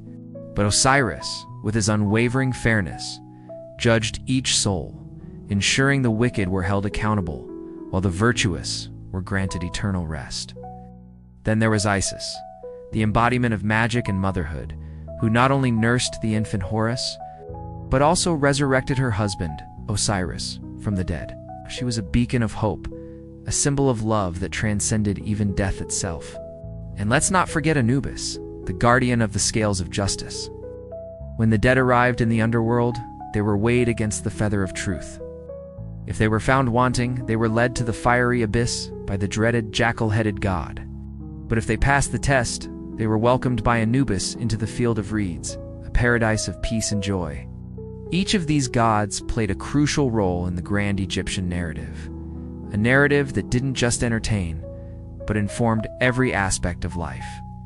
The Egyptians weren't just worshippers. They were active participants in the cosmic order. They built massive temples, not just to honor their gods, but to house them, to make the divine presence tangible in their midst. And when they died, they left offerings and spells not just for the journey to the afterlife, but to ensure a safe return, a return that was not just a matter of faith, but a practical necessity to maintain the balance of the world. In the bustling city of Thebes, where the mighty pharaohs once ruled, there was an intimate connection between the rulers and the divine. The pharaohs were seen as living embodiments of the gods, their lineage stretching back to the very creation of Egypt. They weren't just kings, were mediators between the gods and the people, ensuring that the cosmic order was maintained. Temples weren't just places of worship, they were power centers. The priests, not just religious leaders, were keepers of knowledge, their influence rivaling that of the pharaohs themselves. It was they who deciphered the divine will, who interpreted the omens and performed the rituals that kept the gods appeased. As we continue our exploration of Egyptian mythology, keep in mind that the Egyptians weren't just passive observers of the divine. They engaged with their gods, bargained with them, made offerings, appeased them, and rebelled against them. Theirs was a relationship not of blind faith, but of active participation. A participation that shaped not just their religious practices, but their entire way of life. If you found this journey through the Egyptian pantheon intriguing, subscribe to the channel and hit the bell icon so you do and miss upcoming videos exploring other ancient mythologies and lost civilizations. And leave a comment. Which Egyptian god fascinates you most and why? Let's uncover more ancient secrets together. You are looking live inside the Great Pyramid of Giza. What you see before you is the Hall of Records. It's a secret chamber hidden deep within the belly of the ancient monument. Inside, 40 feet up, you find a wall inscribed with hieroglyphics. But these aren't just markings. They are the key to a forgotten truth, written by Imhotep himself. Here it tells the real story of the building of the pyramids, the forbidden knowledge that the pharaohs wanted to keep secret. That is until now. What do? You trust the ancient text? What will you find in there? It could be the key to unlocking some of the deepest mysteries of the pyramids. If you want to know more, follow the instructions provided below. Remember, history doesn't just happen, it happens to you. You are a part of it. Choose wisely. The air grows heavy as you step through the threshold into the unknown. The flickering torchlight dances over weathered hieroglyphics, revealing tales both wondrous and strange. You read of a time when the pharaohs walked among gods, shaping the very destiny of the universe. But there's more. Hidden between these eternal walls lies a prophecy, an enigma that has echoed through millennia. It's the legend of Akhenaten, the Sun King. They say he didn't die, that his spirit soared to the heavens to join the sun. Some whisper he'll return, bringing with him untold wisdom. What does it mean for you? Will you witness his return, or become a part of his legacy? But let me tell you, the journey ahead won't be easy. There are forces that would keep this knowledge from you, powers that seek to bury the truth of Akhenaten forever. You must use all your skills to overcome them. Are you ready? Are you brave enough to unravel the secrets of the ancients? Trust the legends and unearth the truth of the Sun King. Or turn away and let the prophecy fade into the shadows. The choice is yours. Step forward into the eternal embrace of the pyramid. Feel the weight of ages pressing upon you as you delve deeper into the heart of the mystery. Your path is fraught with challenges, but the allure of the unknown draws you ever onward. Will you answer the call of the ancients? Uncover the truth of Akhenaten and fulfill the prophecy? Or turn back and leave the secrets of the pyramid undisturbed? Only you can unlock the fate of the Sun King. Welcome back, everyone. Here today we are going to talk about the enigmatic pharaoh Akhenaten and his possible extraterrestrial connections. Akhenaten's reign marked a radical departure from tradition, not just in terms of religion, but also in art, architecture, and diplomacy. His decision to abandon Thebes, the cultural and religious heart of Egypt, for a new capital in Tel El Marna, signals a drastic change in the status quo.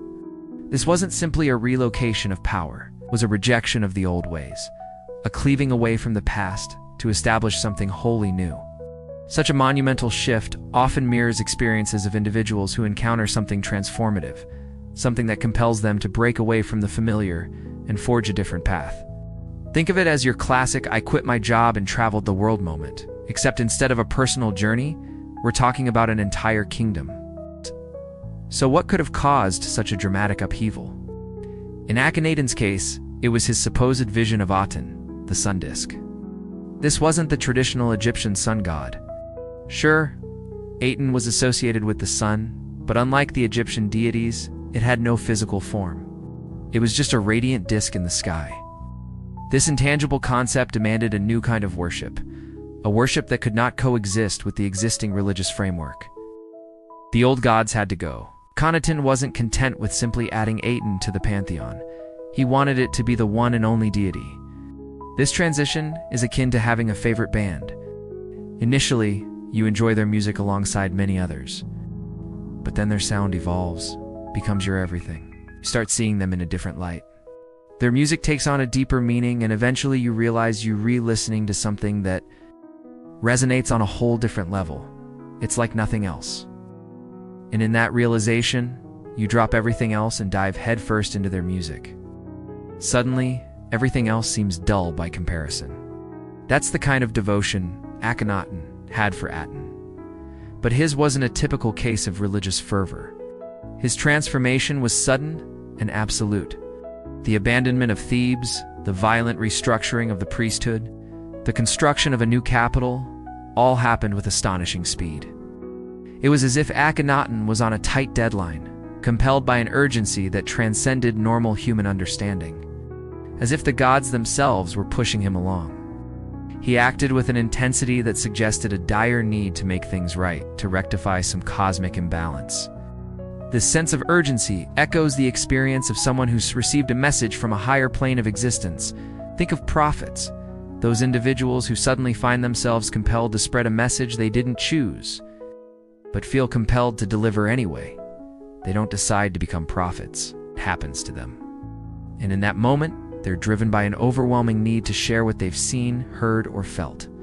It's a calling they cannot ignore. Something similar might have happened to Akhenaten. It wasn't just a change of heart or a sudden insight. It was a shift triggered by something outside the realm of conventional experience, something that jolted him into action and set him on a mission to reshape not just Egypt, but the very definition of godliness. Now imagine being thrust into the spotlight. One day you're an average Joe, and the next people are staring at you, trying to figure you out. People are staring at you, trying to figure you out. People suddenly start asking you questions about the visions you just described, about the new god you're championing. The pressure mounts. Everyone wants to know what you're about, what's driving this mad dash towards a new reality. Suddenly, your life isn't your own anymore. Every move you make, every word you utter is under scrutiny. Even worse, there are those who don't just ask questions, they try to control you, to bend you to their will. It's a terrifying prospect, a loss of identity, of self, of autonomy. And yet this is what Akhenaten might have experienced. His transformation was so radical, so disruptive, that it shook the very foundations of Egyptian society. It wasn't just a shift in his personal beliefs, it was a public spectacle. A collision between the old world and the new that he championed. Imagine the societal fallout, the religious upheaval, the power struggles. Amidst this maelstrom, Akhenaten's sanity and motivations come under attack. It was a calculated move to discredit him, to paint him as mentally unstable, a heretic, an outsider. Accusations fly, doubts are cast, and soon his very essence is questioned. Was he always this way? Did something snap? Did something change him fundamentally? History remembers him as eccentric, his features oddly alien-like, his beliefs bizarrely singular. But behind the veil of these labels lurks a man fighting to maintain his grip on reality amidst a storm he never asked for. But there is another layer to this puzzle. Many historians agree that Akhenaten's wife, Nefertiti, played a pivotal role in his reign. She was not just a queen, she was a partner in the grand scheme of things. Yet her story is shrouded in mystery, cut short when she abruptly disappears from the historical record after a decade in the spotlight. Her vanishing act only deepens the intrigue surrounding Akhenaten, painting a picture of a power couple united in their vision. But what was the true extent of Nefertiti's influence? How did she shape Akhenaten's journey in Egypt's destiny? What if her role was not merely that of a supportive partner, but of a guiding force, a catalyst for the radical changes that defined their era? As you descend deeper into the heart of the pyramid, the air grows thick with anticipation. The final chamber comes into view, guarded by ancient seals. What secrets await behind them? Can you decipher the cryptic messages left by Akhenaten and Nefertiti? What will you discover? About their legacy? Are you prepared to uncover the hidden truths of their reign? Before we go, hit that subscribe button to stay connected to the timeless mysteries of history. Each click brings you closer to the untold stories that have shaped our world.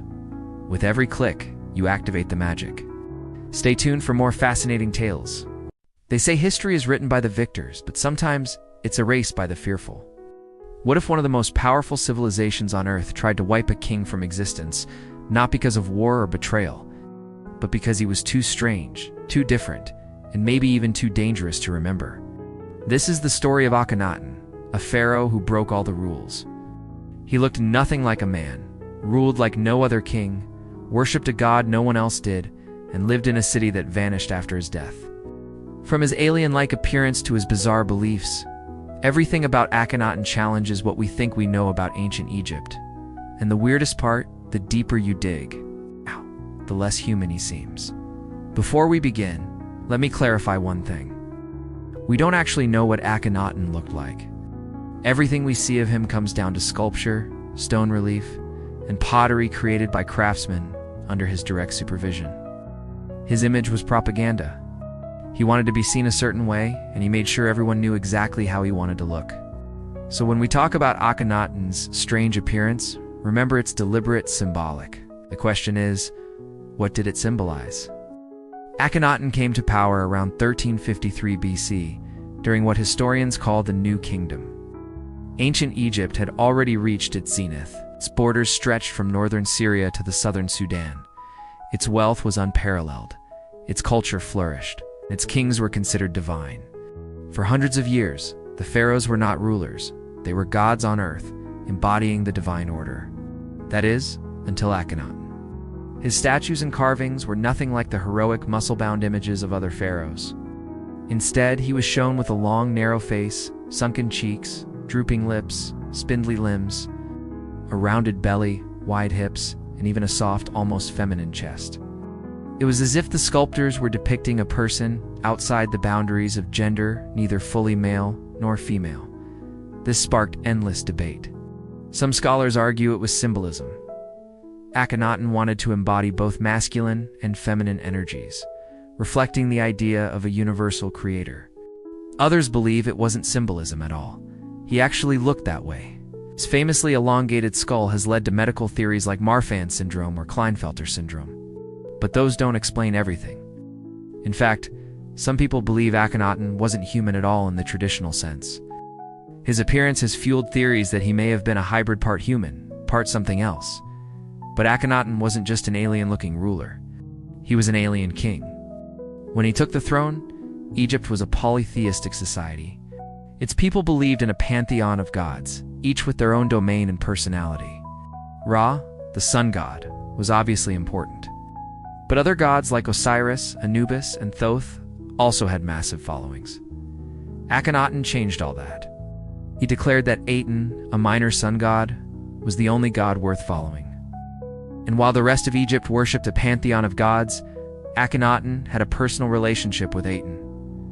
Every morning, so the story goes, he would rise before dawn, stand on a balcony, and greet the sunrise as if meeting an old friend. He said Aten chose him to be its servant and gave him a simple message for humanity: love and light. Obviously, this is a vast oversimplification of what Akhenaten preached.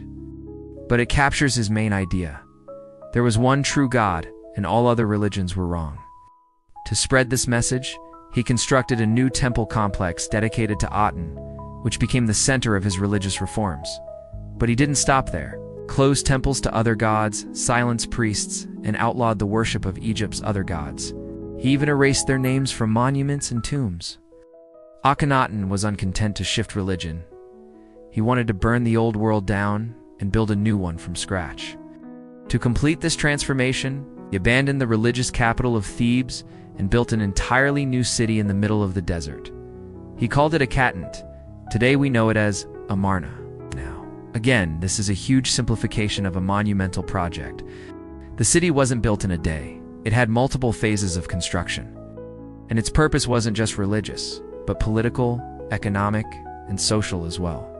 But Amarna was clearly special. It was not like any other city in Egypt or anywhere else. Its layout, artwork, and inscriptions were unlike anything else from that era.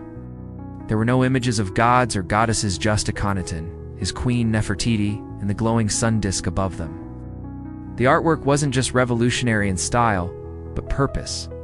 Each carving, relief, and painting glorified Aten and the pharaoh. It was propaganda on a monumental scale. Remember, Akhenaten controlled every image of himself, showing him as weak and effeminate.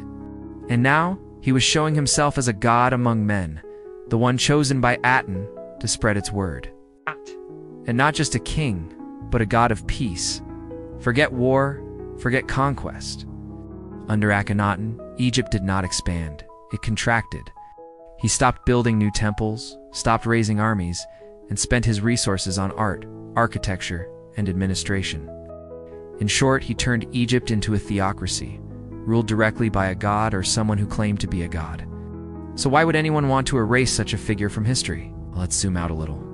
Akhenaten ruled for 17 years. After that, he died or disappeared, though we don't know for sure. His tomb, if it was ever completed, is a mystery. His body was never definitively found, and his legacy, that was destroyed. The priests of Amen returned to power and began a systematic erasure of Akhenaten's name and memory. His temples were torn down, his images defaced. Even his son, the famous Tutankhamun, rejected his father's religion and returned Egypt to its old ways. It's as if the country agreed that Akhenaten had to be forgotten. But why? If he was merely misguided, why such intense fear? Why the need to bury him not just in body but in memory? Well, the answer, as with so many historical mysteries, is lost to time, but we can make some educated guesses. First of all, let's consider the scope of Akhenaten's changes. He didn't just tinker with religion or policy. He fundamentally changed how Egypt worked, looked, and thought. He took a polytheistic empire and forced it into monotheism. He moved his capital and reorganized his government. He patronized a new style of art and encouraged a new way of thinking. Now, you can argue that these changes were gradual, that he didn't impose his religion on others, or that he left behind a cultural legacy. But let's be realistic. No pharaoh had ever done anything like this before. The closest comparison is probably Moses, who led the Israelites out of slavery in Egypt and into the Promised Land. where he established a theocracy based on Yahweh alone. Coincidentally, Akhenaten's god, Aten, is often compared to Yahweh, and there's evidence that Moses may have studied Egyptian religion. Could Akhenaten have been Egypt's Moses, leading his people into monotheism? And if so, why was he erased? The obvious answer is that Akhenaten went too far. He alienated the priests and nobility who lost power and influence. He neglected the military and put Egypt in danger. He abandoned its cultural traditions and alienated foreign allies. But what if that's only part of the story? What if the real reason Akhenaten was erased wasn't fear of his politics, but his appearance? Look at it this way. Whether Akhenaten was born with an elongated skull or grew it artificially, it challenged the basic tenets of Egyptian civilization. Remember, Egyptians believed their pharaohs were divine, so they were gods on earth, linked to the divine order of the universe. If Akhenaten was not fully human, that divine order was broken. Egyptians understood kingship as a sacred duty passed down through bloodlines. If Akhenaten was not truly Egyptian, then his claim to the throne was illegitimate. In short, if he was not one of them, he could not be their leader. This is why so much of Akhenaten's artwork shows him with both himself and Nefertiti as king and queen. His legitimacy came not from bloodlines, but from Aten alone. Some may dismiss this idea as nonsense, but remember, this was a time when people believed the world was flat. The sun and stars were gods, and a king's wife could be his sister. The Egyptians were open to the supernatural. And if Akhenaten presented himself as a god among men, then his appearance as a man among gods would not be unthinkable. In fact, it fits neatly with their religious beliefs. If that's true, then the final question becomes, why did he present himself that way? What purpose did his strange appearance serve? We simply don't know. But it's worth speculating that Akhenaten's appearance wasn't just symbolic, but literal. Maybe he was part human, part something else, and his mission was not just to reform religion, but humanity. Maybe he was not a prophet, but a messenger, sent to deliver a message he didn't understand. Or maybe the message was not divine revelation, but scientific knowledge. Some have even suggested that Akhenaten was an alien visitor, and his appearance and beliefs were simply a product of advanced understanding. The truth is, we will never know. Akhenaten is a mystery by design. He wanted to be remembered not as a man, but as a god, and his followers succeeded. Even in death, he became a legend. So the real question is, what does that tell us about the past? What do forgotten pharaohs and erased cities reveal about our understanding of history? And how can we ensure that our own stories do not end up buried? Because in this old world, the truth is timeless. But our perception of it is always changing. And maybe that's why we keep returning to these forgotten tales. It's not just about the past, it's about us. Thanks for watching. If you enjoyed this video, please like and share. Subscribe to Old World for more stories that question what we've been told. Check out our other videos for more stories that challenge conventional history. And join us on a platform for exclusive content and early access to new episodes. Thanks for watching. See you next time. The ancient Egyptians did not fear death the way we do. To them, death was not the end. It was merely a transition, a passage into a world more eternal, more real, and infinitely more dangerous than life itself. The Book of the Dead, a mysterious text used by ancient Egyptians during the afterlife. This sacred manual for the soul's journey is full of spells, rituals, and instructions from the gods. It provides guidance on how to pass through the dangers of the underworld and reach the field of reeds. Their version of paradise will look at the purpose of the Book of the Dead, the different spells within it, and how it changed over time. Join me on this journey through one of history's most fascinating topics. Let's get started. The Book of the Dead. Before we dive into the spells of the Book of the Dead, let's take a step back and look at the context surrounding this enigmatic text. The ancient Egyptians believed that when a person died, their soul began a perilous journey through the underworld. The goal of this journey was to reach the field of reeds, a place of peace and happiness where the soul could be reunited with the body. However, the path to the field of reeds was fraught with danger, and the dead had to face many challenges along the way. The Book of the Dead was created to help the dead navigate this journey. It's important to note that the ancient Egyptians didn't view death as the end, but rather as a transition into another realm of existence. They believed that the soul would continue on, and that it needed guidance to do so correctly. To better understand the significance of the Book of the Dead, Let's consider the Egyptian beliefs about the afterlife. The Egyptians believed that when a person died, their soul would leave the body and travel through the underworld. The underworld was not a pleasant place, and the soul had to face many obstacles along the way. These obstacles were designed to test the soul's worthiness to enter the field of reeds. If the soul passed these tests, it would be rewarded with eternal peace and happiness in the field of reeds. However, if the soul failed these tests, it would be banished from the underworld and condemned to wander the earth as a ghost. This belief system was a significant part of Egyptian culture, and the Book of the Dead was created to help the dead navigate this journey. The book was filled with spells, rituals, and instructions from the gods that were meant to help the dead overcome the obstacles they would face in the underworld. Now that we've covered the background of the Book of the Dead, let's delve into the spells within it. The spells in the Book of the Dead were not only written in beautiful hieroglyphics, but they were also incredibly powerful. Each spell was carefully chosen to help the dead on their journey through the underworld. One of the most famous spells in the Book of the Dead is the weighing of the heart ceremony. This ceremony took place after the soul had passed through the various stages of the underworld and arrived at the Hall of Truth. In this hall, the soul was weighed on a scale to determine its worthiness to enter the field of reeds. The heart of the deceased was placed on one side of the scale, and the feather of the goddess Mat, who represented truth and justice, was placed on the other side. If the heart was found to be lighter than the feather, it meant that the person had lived a good life, and their soul would be allowed to pass on to the field of reeds. However, if the heart was found to be heavier than the feather, it meant that the person had not lived a good life, and their soul would be condemned to wander the underworld forever. This ceremony was a crucial part of the Egyptian belief system, and the Book of the Dead contained all the necessary instructions for it to be carried out correctly. Another famous spell from the Book of the Dead is the negative confession. This spell was spoken by the dead as they approached the Hall of Truth, and it was a way for them to confess their sins and ask for forgiveness. In this spell, the dead would list all the evil things they had not done during their lifetime, and would ask the gods to forgive them if they had committed any sins that they were not aware of. This was an important part of the Egyptian burial ceremony, and the Book of the Dead provided the framework for the negative confession. In addition to these famous spells, the Book of the Dead contained many others that were equally important. For example, there were spells that helped the dead navigate the various obstacles they would face in the underworld, such as rivers of fire and poisonous snakes. There were also spells that helped the dead protect themselves from evil spirits and demons that might try to harm them on their journey. Each spell was carefully crafted to address a specific need, and together, they formed a powerful toolkit for the dead to use on their journey through the underworld. As we continue our journey through the Book of the Dead, it's important to note that it wasn't just a collection of spells and rituals. It was also a source of comfort and hope for the Egyptians.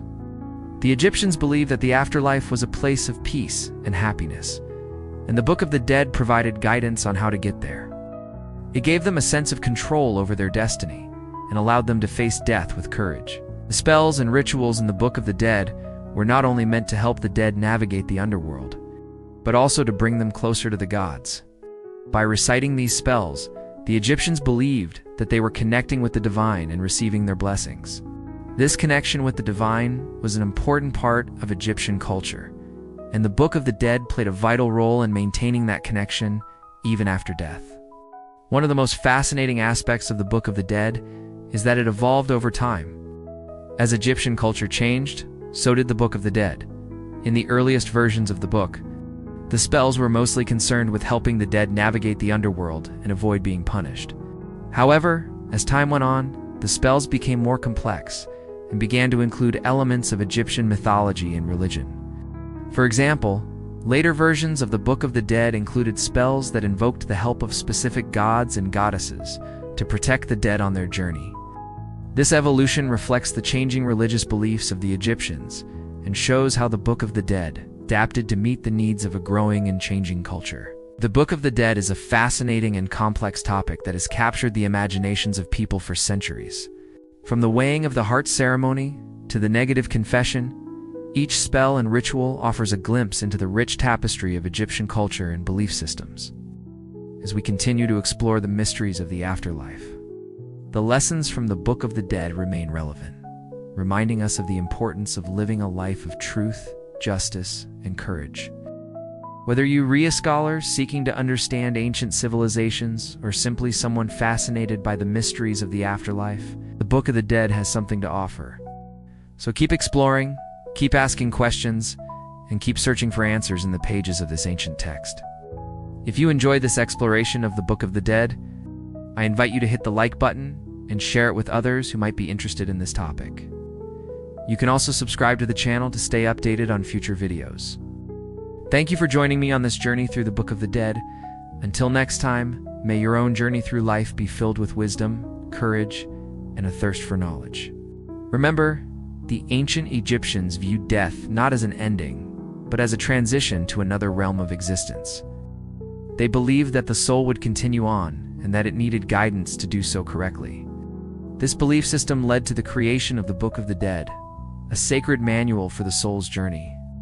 The spells in the book were designed to help the dead navigate the dangers of the underworld and reach the field of reeds. These spells, including the weighing of the heart and the negative confession, were not only powerful but also comforting to the Egyptians. They provided a sense of control over their destiny and allowed them to connect with the divine even after death. As you reflect on your own beliefs about the afterlife, consider the lessons from the Book of the Dead and the ancient Egyptian perspective on death. Perhaps there are some insights that can guide you on your own journey through life and death. Thank you for watching. He was once the master of Europe, a man who rose from humble Corsican roots to stand at the pinnacle of power, reshaping nations and crowning himself emperor. But by 1814, the very world that once trembled at the mention of his name would watch him fall, broken and defeated. This is the story of Napoleon Bonaparte's downfall, his exile to the island of Elba, and the final desperate grasp for glory that would seal his fate forever. To truly understand how far he fell, we must first remember how high he climbed. Napoleon did the unthinkable. He took the crown from the Pope's hands and placed it on his own head, a bold declaration that his power came not from the church or tradition but from himself. He became emperor not by birthright but by brilliance. His military campaigns across Europe were swift, brutal, and genius. He shattered coalitions, dismantled old monarchies, and redrew the map of Europe. His enemies feared him, his soldiers adored him, and for a time it seemed nothing could stop him. But Napoleon's ambition knew no bounds, and that ambition would lead him into the cold, vast heart of Russia. In 1812, he led over 600,000 troops into the Russian Empire, seeking to crush his last great rival. But the Russians refused to fight head-on. They burned their own cities, left no supplies, and lured the French deep into the frozen wilderness. Moscow was taken, but empty and on fire. As winter gripped the land, the French army ill prepared, and starving began a retreat that became a massacre. Made a fraction survived. It was a turning point. The myth of Napoleon's invincibility shattered. Across Europe, old enemies re-emerged. Britain, Austria, Prussia, and Russia united. One by one, they struck back. Napoleon still fought valiantly, but the odds were no longer in his favor. In 1813, the Battle of Leipzig, known as the Battle of Nations, saw hundreds of thousands clash. Napoleon lost. His empire began to collapse. By early 1814, Allied forces had reached the gates of Paris. Inside the city, the people were tired, the government fractured, and even Napoleon's most loyal marshals began urging him to step down. On April 6, 1814, he abdicated. The emperor who once ruled from Madrid to Moscow was now stripped of power. The Allies chose exile, not execution, and sent him to Elba, tiny island off the coast of Italy. Yet even in exile, Napoleon could not be contained. On Elba, he was given the title Emperor, a small army, and even allowed to govern. But his mind never left France. He read newspapers, listened to rumors, and watched as the newly restored French monarchy under King Louis XVIII grew unpopular. The people missed the order, the pride, and the legend of Napoleon. And he knew it. On February 26, 1815, after less than a year in exile, he escaped Elba. With a handful of loyal men, he sailed to France. Troops were sent to stop him, but instead, they welcomed him back. The emperor had returned. What followed were the 100 Days' one last gamble for power. Napoleon quickly re-established control, marching toward Belgium to face the Allied forces gathering once more. It all led to a quiet village called Waterloo. On June 18, 1815, Napoleon faced off against the Duke of Wellington and the Prussian general, Blücher. The battlefield was muddy and chaotic. Napoleon was not the man he once was, suffering from illness, worn by war. He hesitated. His timing was off. And when the Prussians arrived late in the day, the French lines broke. Napoleon lost, returned to Paris, but the dream was over. This time, there would be no leniency. He was captured and sent to St. Helena, remote, windswept island in the South Atlantic. Isolated, watched constantly, and stripped of influence. He spent his remaining years dictating memoirs, walking alone, and reflecting on the empire that once was. On May 5, 1821, he died in exile, a soldier to the end. His fall was as dramatic as his rise, a tale of ambition, genius, and ultimate defeat.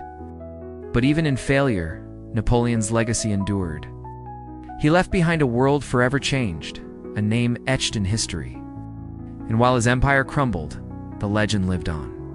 If you want to dive deeper into the incredible life of Napoleon Bonaparte, from his early victories to the very end, make sure to explore more of our videos. History is never just about the past, it's about power, choices, and the people who dared to shape the world. For over 4,000 years, the Great Sphinx of Giza has stood in silence, patiently guarding secrets buried deep beneath the sands of time. Now, startling new evidence has emerged. Scans using advanced ground-penetrating radar have revealed mysterious rectangular voids beneath the Sphinx's paws and torso. These perfectly shaped anomalies suggest the existence of man-made chambers, possibly hidden for millennia. What if ancient historians like Herodotus and Arab chroniclers were right? They claimed vast libraries and secret rooms lay slumbering beneath the monument. But those tales were dismissed for centuries as mere legend. But these recent discoveries seem to support those ancient claims. The radar scans show structured, artificial corridors as deep as 30 meters, lining up eerily with leaked blueprints from a 1990s excavation that was mysteriously shut down and silenced. A chilling inscription between the Sphinx's paws reads, "I give you the secrets of the gods beneath me." Is that metaphorical or literal? And what exactly is hidden beneath the enigmatic smile of the Sphinx? Join us today as we delve into the groundbreaking discovery of hidden chambers. Beneath the Great Sphinx of Giza, we'll explore the intriguing history of this legendary structure and uncover the latest findings that are challenging everything we know about its purpose and significance. Get ready to embark on a journey back in time and discover the secrets that lie beneath the sands of Egypt. The enigmatic statue, the Great Sphinx of Giza, has captivated the world for centuries. With its body of a lion and the head of a pharaoh, it stands as a testament to the ingenuity and artistic brilliance of the ancient Egyptians. But this awe-inspiring monument holds more secrets than meet the eye. The discovery of the hidden chambers beneath the Sphinx has sent shockwaves through the scientific community and the public alike. The implications of these findings are nothing short of revolutionary, promising to shed new light on the mysteries surrounding this iconic structure. At the heart of this enigma lies an inscription between the paws of the Sphinx, which reads, "I give you the secrets of the gods beneath me." These cryptic words have fueled speculation and debate for centuries, leaving many to wonder about the hidden knowledge and mysteries that lie beneath the sands of time. To fully grasp the significance of these recent discoveries, we must first delve into the historical context surrounding the Great Sphinx of Giza. According to ancient historians like Herodotus and Arab chroniclers, there are vast libraries and secret rooms buried under the monument. These accounts, often dismissed as myths and legends, have intrigued researchers and explorers for years. They speak of a hidden legacy left behind by the ancient Egyptians, waiting to be unearthed and understood. In 1926, French explorer Émile Bourais allegedly discovered a tunnel beneath the Sphinx during a dig near its paws. However, his work was abruptly halted, and the entrance to the subterranean passage was filled in. Only one faded photograph remains as evidence of this groundbreaking find, leaving us to question why such a significant discovery was covered up and what secrets it might have revealed. Fast forward to the 1990s, when a team of Egyptian and American researchers embarked on a joint excavation project near the Sphinx. Their mission was to explore the underground labyrinth beneath the enigmatic statue and uncover any hidden chambers or passages. Despite making significant progress, including the discovery of a T-shaped void, their work was abruptly terminated. Leaked blueprints from this excavation reveal the extent of their findings, including a series of tunnels and chambers located at a depth of around 30 meters beneath the Sphinx. These underground voids present a baffling mystery, challenging our understanding of the Sphinx's purpose and construction. Why would such extensive chambers be built beneath the statue? And what secrets do they hold? Proponents of the secret chamber theory believe that these chambers served as a burial ground for the pharaohs, a place where their mummies and valuable artifacts were kept safe from grave robbers. Others speculate that the chambers were used for religious rituals, or as a repository for ancient texts and artifacts. Adding to the intrigue, an inscription on the ground in front of the Sphinx between its paws reads, "I give you the secrets of the gods beneath me," further fueling speculation about the hidden knowledge and mysteries concealed beneath the statue. However, some experts argue that these man-made chambers may not actually exist. They propose that the voids detected through radar scans are natural fissures caused by geological erosion or seismic activity.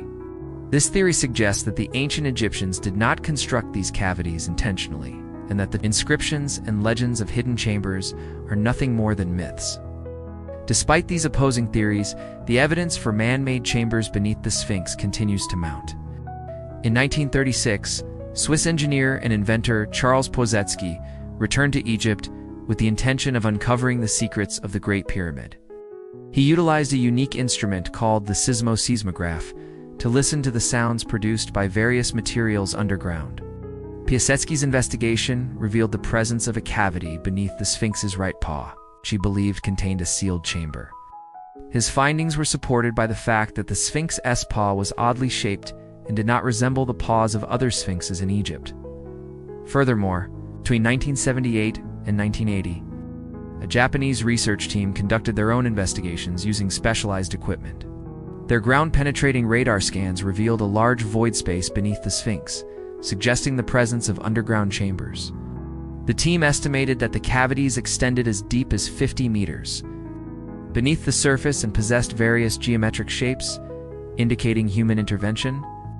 Despite these compelling findings, the Egyptian authorities remained skeptical and refused to grant permission for further excavations or exploration of these subterranean structures.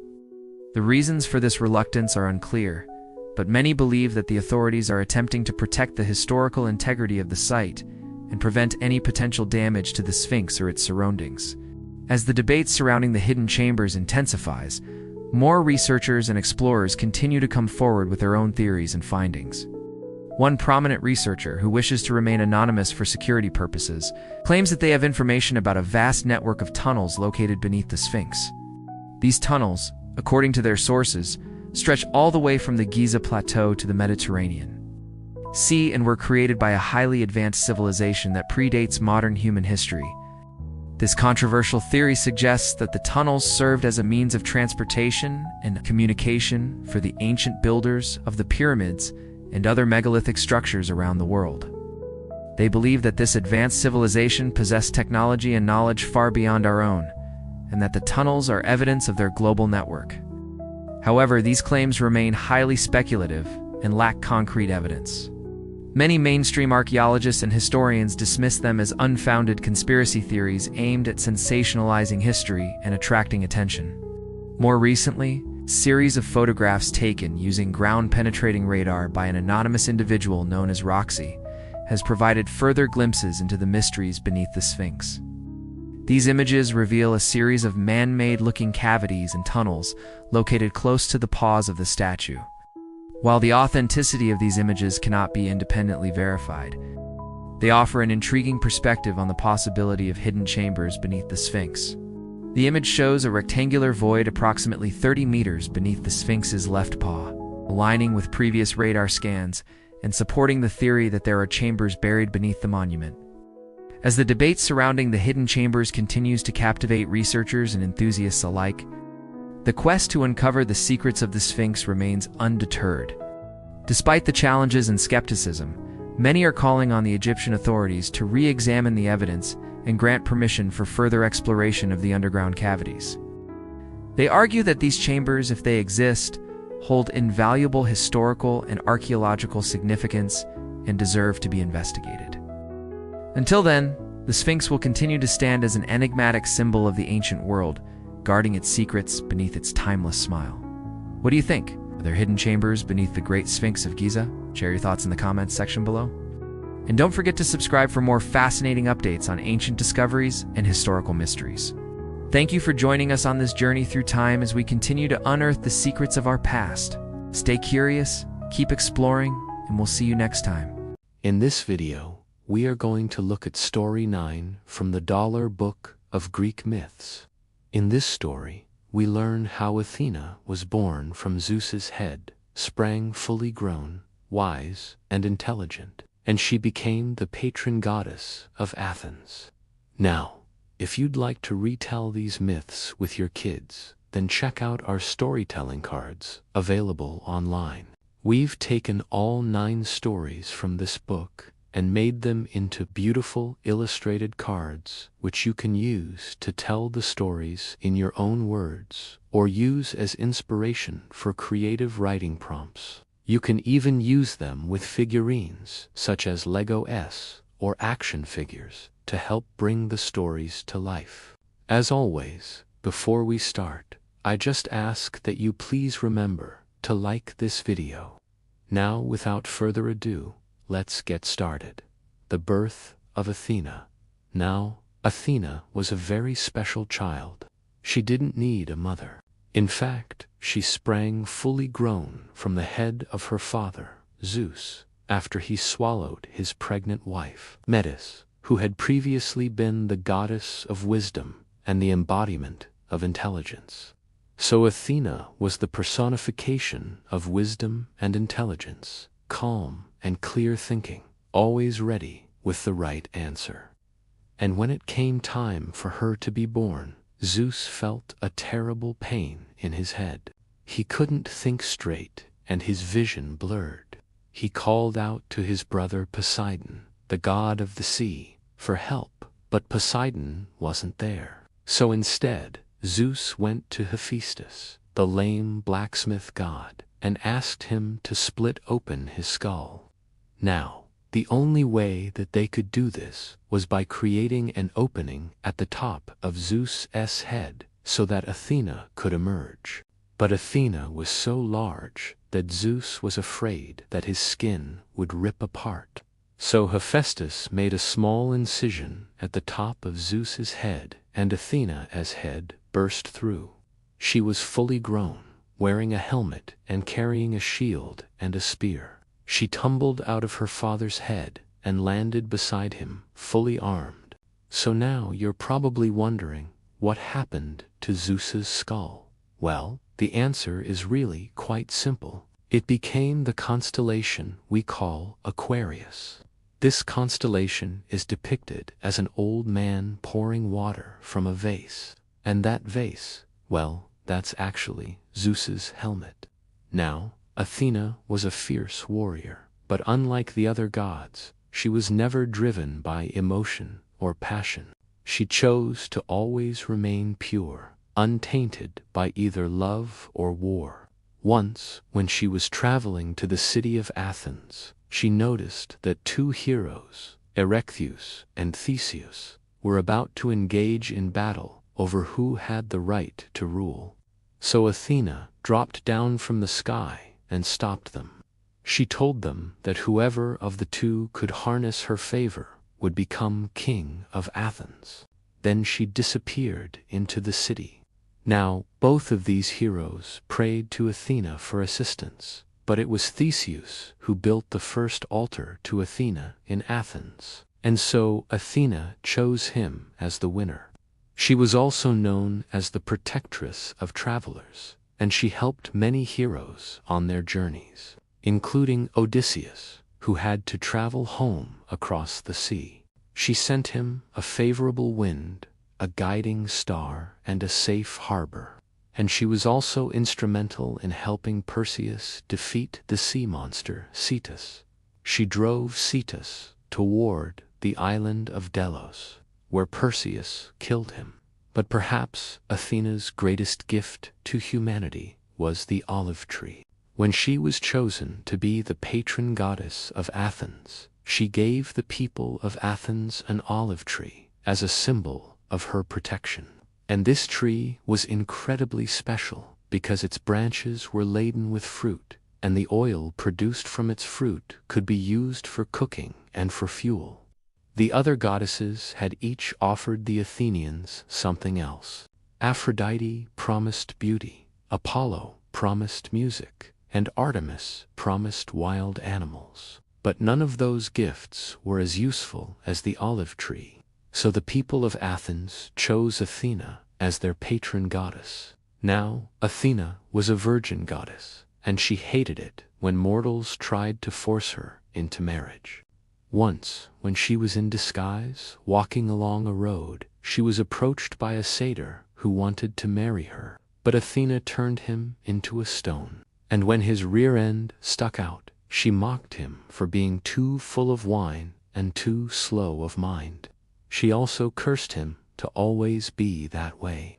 And another time, when she was bathing, a suitor named Midas peeked in on her, and she turned him into a donkey.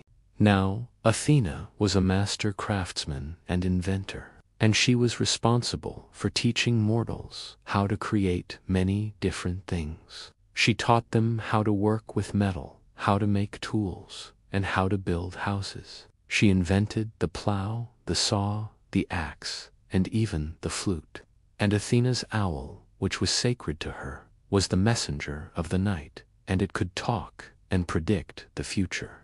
So I think one of the reasons why Athena is so popular amongst the Olympians and the mortals alike is because she gives us everything we need to survive and thrive. She gives us knowledge and wisdom, tools and inventions, guidance and protection. I mean, what more could we ask for? Now, thank you so much for watching. I hope that you enjoyed today's story. And if you have any comments or suggestions, then feel free to leave them below. I'll see you next time. Bye. And we're going to start with a very short one. A long time ago, in a faraway land, there was a girl who lived in a small village near a big forest. The girl's name was Echo, and she had a very soft and beautiful voice. She loved to sing while working in the fields, or while walking through the forest. The birds would stop their singing when she sang. The flowers would bend their heads to listen to her, and the trees would sway to the rhythm of her voice. But, unfortunately, Echo was very shy, and she was afraid to use her beautiful voice in public. She would always hide behind the trees or the bushes when people passed by, so that they could not hear her singing. One day, Echo was walking through the forest, and she came across a clearing. In the middle of the clearing was a small lake, and its surface was as still as a mirror. Echo sat down on a nearby stone and started singing. She sang about the beauty of the forest, about the birds and the flowers and the trees. And as she sang, she saw her own image in the lake, and it seemed to her that the image was not just reflecting her voice, but also her shyness, her timidity, her fear of being judged by others. And as she looked at her image in the lake, she began to understand that she could not keep hiding behind the trees and the bushes forever. She had to find a way to overcome her shyness and use her beautiful voice to bring joy to herself and to others. So Echo took a deep breath and started singing louder. Her voice echoed through the forest and reached the ears of a young man who was walking nearby. The young man stopped and listened. He had never heard such a beautiful voice before, and he wanted to see who it was that was singing. So he walked towards the sound, and soon he came across the clearing. He saw Echo sitting on the stone, and he was mesmerized by her beauty and by the sound of her voice. Echo was so surprised that someone had found her that she tried to hide again, but the young man stopped her. He told her that he had heard her singing and that he wanted to ask her to be his wife, because he believed that no one else had a voice as beautiful as hers. And Echo, who had never been asked to be anyone's wife before, was very happy. She agreed to marry him, and they lived happily ever after, and the forest was filled with the sound of her beautiful voice. The end. Friends, this story is about a girl named Echo, who was very shy and afraid to use her beautiful voice in public. She lived in a small village near a big forest, and she would always hide behind the trees or the bushes when people passed by, so that they could not hear her singing. One day, Echo was walking through the forest, and she came across a clearing. In the middle of the clearing was a small lake, and its surface was as still as a mirror. Echo sat down on a nearby stone and started singing, and as she sang, she saw her own image in the lake, and it seemed to her that the image was not just reflecting her voice, but also her shyness, her timidity, her fear of being judged by others. And as she looked at her image in the lake, she began to understand that she could not keep hiding behind the trees and the bushes forever. She had to find a way to overcome her shyness and use her beautiful voice to bring joy to herself and to others. So Echo took a deep breath and started singing louder.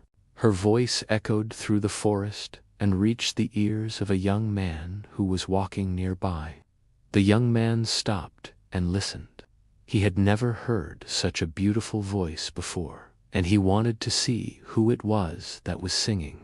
So he walked towards the sound, and soon he came across the clearing. He saw Echo sitting on the stone, and he was mesmerized by her beauty and by the sound of her voice. Echo was so surprised that someone had found her that she tried to hide again, but the young man stopped her.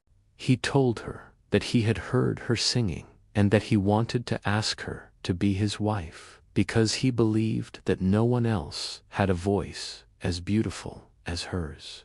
And Echo, who had never been asked to be anyone's wife before, was very happy. She agreed to marry him, and they lived happily ever after. And the forest was filled with the sound of her beautiful voice. This is the end.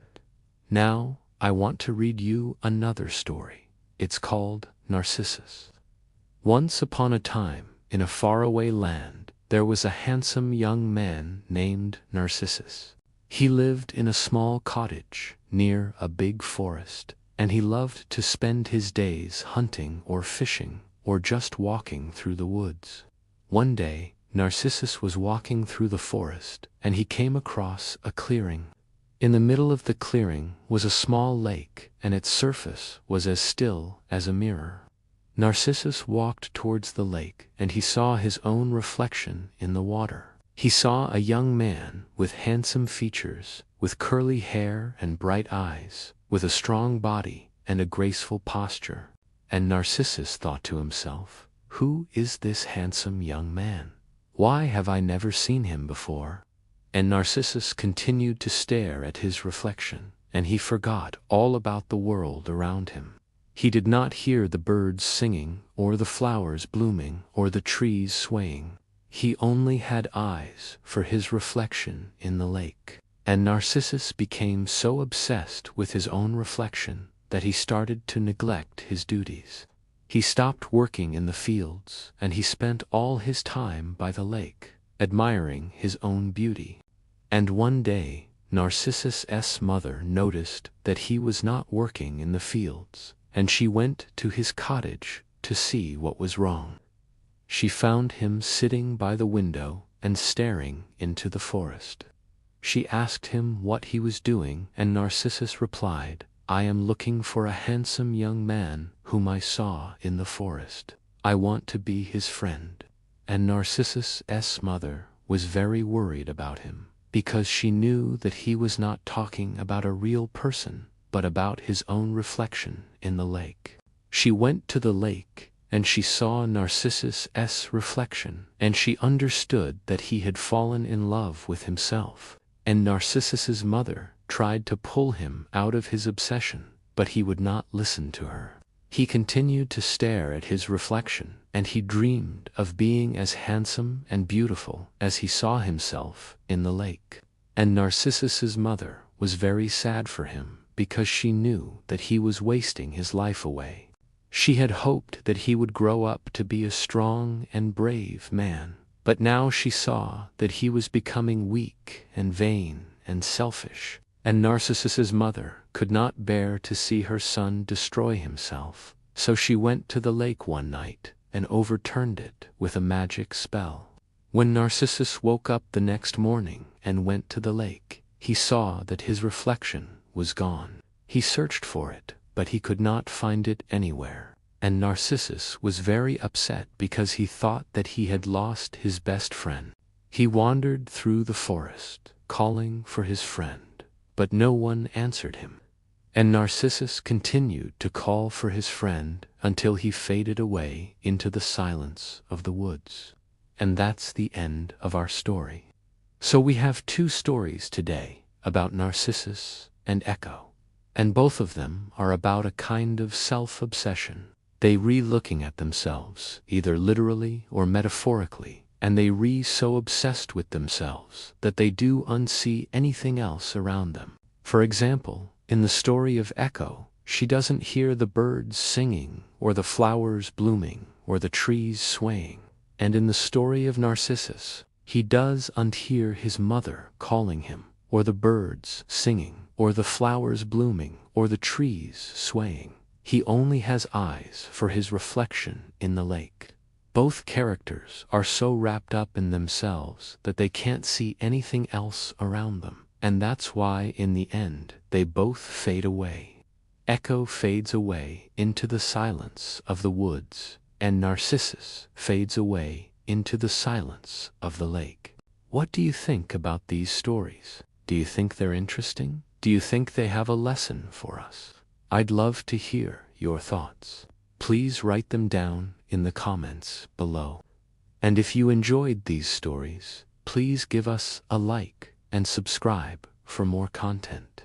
Thank you so much for watching and listening, and I'll see you next time. Bye. As the sun dipped below the horizon, painting the sky in hues of amber and rose, a lone figure stood at the edge of the world. His name was Daedalus, a craftsman, an engineer, but most importantly, a father. In his arms, he held the most precious creation of his life, not a statue or a painting, but his son, Icarus.